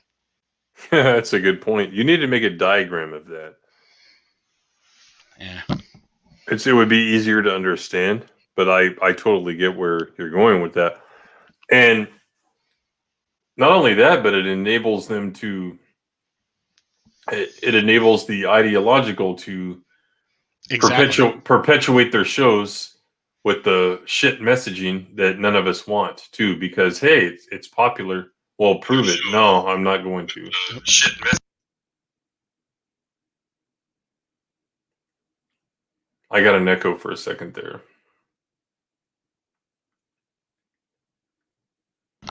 Yeah. Sorry. But yeah, that's what's going on with this movie. And at this time, I'd like to kind of announce what our next thing on Off the Treks will be. So Greg found something, and we're going to basically watch it and tell them why it's wrong. Would you like to tell the audience what it is, Greg? Yeah. Well, a little backstory. I don't even remember the context of the Twitter thread, but it was somebody basically said Wrath of Khan was a terrible movie, and the evidence they cited was a link to a CinemaSins video. So CinemaSins apparently, and I haven't watched a CinemaSins video in a 10 very, years. very long time, Mm-hmm. because they stopped being funny and they just started becoming petty and stupid. like we'll break down some stuff on here when we're watching stuff, and we'll get into some And specifics. self-righteous too. Yeah. And so I'm like, oh, they did one on Wrath of Khan. Let's see it. Like, and apparently, like, this person's like evaluating the movie based on how many dings it got from CinemaSins. So I watched it, and to be honest, I can't compare it to their recent content, but from what I remember of CinemaSins, it was probably one of the worst reviews or videos I've seen them do. Like the shit that they were dinging. I'm like this is not how CinemaSins is not in any way a measuring stick of the quality of a movie. Mm-mm. So we are going to go through the CinemaSins, everything wrong with Wrath of Khan video, and we're basically gonna do everything that's wrong with CinemaSins evaluation of the Wrath of Khan. Yeah, and it'll be a good segue because we're going to, after that, it may take 2 streams, who knows. We're then going to go into Star Trek Into Darkness, which is a shit remake of pretty much of the Wrath of Khan, or at least elements of it. So, for sure, yeah, it'll be a good progression to go from CinemaSins, from doing that and then going into STID. Oh man, that movie. That was a bad night for me in real life anyway, because as soon as I got out of the movie, like a bunch of bad stuff happened. So I don't think that characterizes the movie for me, but it was just shit upon shit that night that I saw that back in, what was it, 2011, 12? It was 2012 is when that came Well, look at out. it this way. Like, imagine if it was like a great movie. Like, it could have like helped alleviate some of the other shit that happened. There you go. Well, so fuck you, Paramount. Yeah. Fuck you, bad robot. Yeah, bad reboot. That's what we're gonna do. I guess next Sunday, and open the airlock on anyone who speaks ill of Wrath of Khan, and open up the airlock on JJ for this absolute garbage of a movie from 2009. There's one, and there's two. But yeah, it's. I think I've seen this movie like twice, and I have no desire to ever see it again, especially after talking about it just in the last couple of streams. I'm glad I didn't have to see it in order to talk about it, so that website was quite convenient. I hope they also have stills from Into Darkness, so we don't have to watch it to talk about it. And maybe next time you can have a script pulled up and I have the pictures. That way we can, if we forget what happens in a scene, we'll be able to have a reference. I think that would be a good idea. Yeah. Agreed. We're learning as we go. Yes, sir. Ricardo is God. Yeah. The rich Corinthian leather. That was it. But I'll give it like a little hint into this one. That was a ding. What? Ricardo Montalban being cast. But he was in the episode, so it was a ding, and because Ricardo Montalban, and that he would be tempted to make Fantasy Island jokes. I can't wait to watch this piece of shit. That's all I have to say. And I would like to tag the place too whenever I tweet it out. Just swing by. And throw some shade. We'll send you a link. Yeah. There are channels out there that kind of mock or break down. And I think EFAP has had guests on of people that do that. CinemaSins. Yeah, I don't think many people use them as a credible source for like a measuring stick for whether or not a movie is good. But like when you see it on Twitter, you're just like, oh, come on, really? That's going to be your evidence?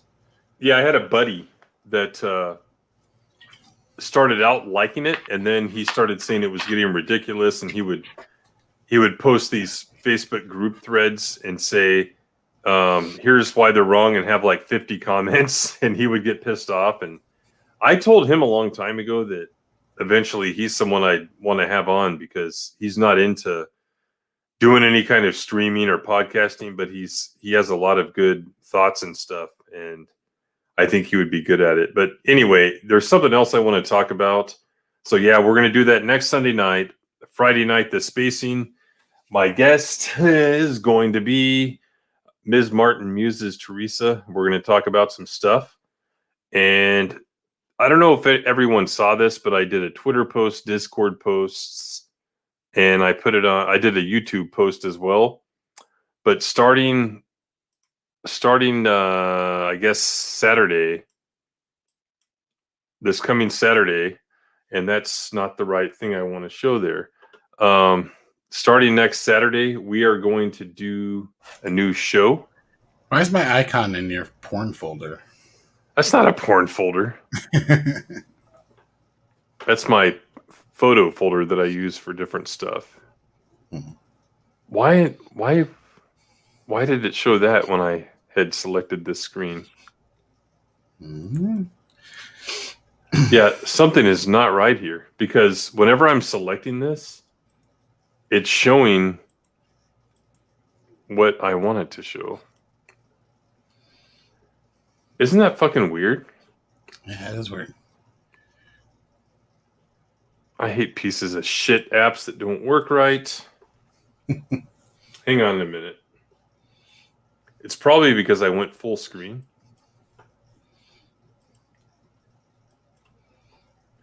There it is. It's because I went full screen, apparently. Thanks, StreamYard. But this is our new show on Saturday nights.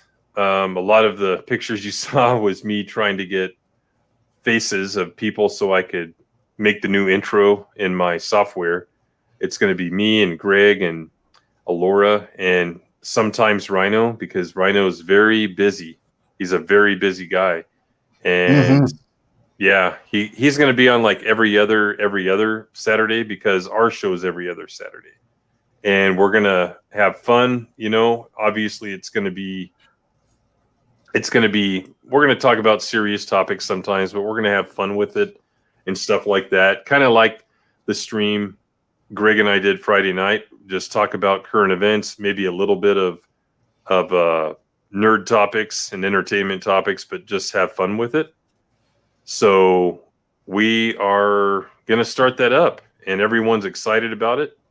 And fill the void, unfortunately, from the High Ground and the Raging Geek Jedi show that has ended, unfortunately. But, we'll do this, and Jeff will be there in spirit, and he knows about it. We had to talk to him about it, so it's not like we're just doing this, but we got to fill that slot with we're not else pulling one over on him or anything like that. He knows. Yeah, we had a discussion about it. So yeah, we would love to see you there. I guess it's going to be on my channel permanently, because I kind of offered, and everyone's cool. I'll do all the work basically. So another stream back to back for me, like yay. But no, it's fun, and we have fun entertaining everyone, or trying to entertain. So please be there. Pretty much the same time as the High Ground. I gave it a little bit of padding in case Steph and Mara go longer. So yeah, be there, folks. And then I don't know. I might do soon. Yeah, I might do something. I might do something during the week too, because there's nothing going on this week but Casual Rage. I guess Orville's going on. Yep. Yeah, we got to finish that shit. I don't know. It depends. I need to have an expanded university sometime this month. Not going to be able to do a Babylon 5 stream because Teresa's going on vacation in about a week, and she'll be gone for 2 weeks. Huh? How dare she? Well, it'll give her more time to finish the season. It'll be me, her, and Matt Wilkins, and we'll probably do it maybe after 4th of July, because I plan on having some vacation around that time, like I always do, so I can party and celebrate America. Good. You'll be there at work, Fuck but you can watch the replay and listen to us. You know, it'll be more of like a listening thing than a watching thing. So it'll be fun. I use for different stuff. Yeah. You know, like making banners and thumbnails and that kind of stuff, Blake. Yeah, I have a folder with the same thing.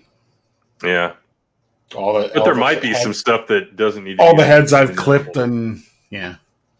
Yeah, you don't want to see my expanded Bootyverse folder because there's some stuff that I could probably put on Twitter, but definitely not on YouTube. Because that's the kind of stuff I look at. But yeah, so thanks for being here tonight. This was another good installment, 3.5 hours. And by the way, everyone, like my watch hours after this stream and after we had a shitload of hours Friday night because we went, was it 5.5 hours? Yeah. Yeah, I said 6 in my tweet early in the week and I was almost right. So I think after tonight and Friday, because it takes 2 days to update, I will be maybe almost at 3,700 folks. So holy shit, like this is going to happen pretty quick. You know, with this new show, hopefully we'll get a pretty good audience. So keep on helping me out if you could and putting stuff on Play All. And once I get monetized, then it'll be a lot better because even with the minimal stuff that comes in, it'll help me to offset some of my direct and indirect costs that I incur by sitting here on my ass, which I've been sitting in this chair since like 10:30 this morning, other than taking the dog out and running to the store to get some coffee because I ran out because I'm trying to finish videos and stuff. And my videos are so long and that's why they take so long. So I apologize for that. I have a hard drive labeled Rhino. I don't want to know what's in it, but thank you. Thanks, Blake.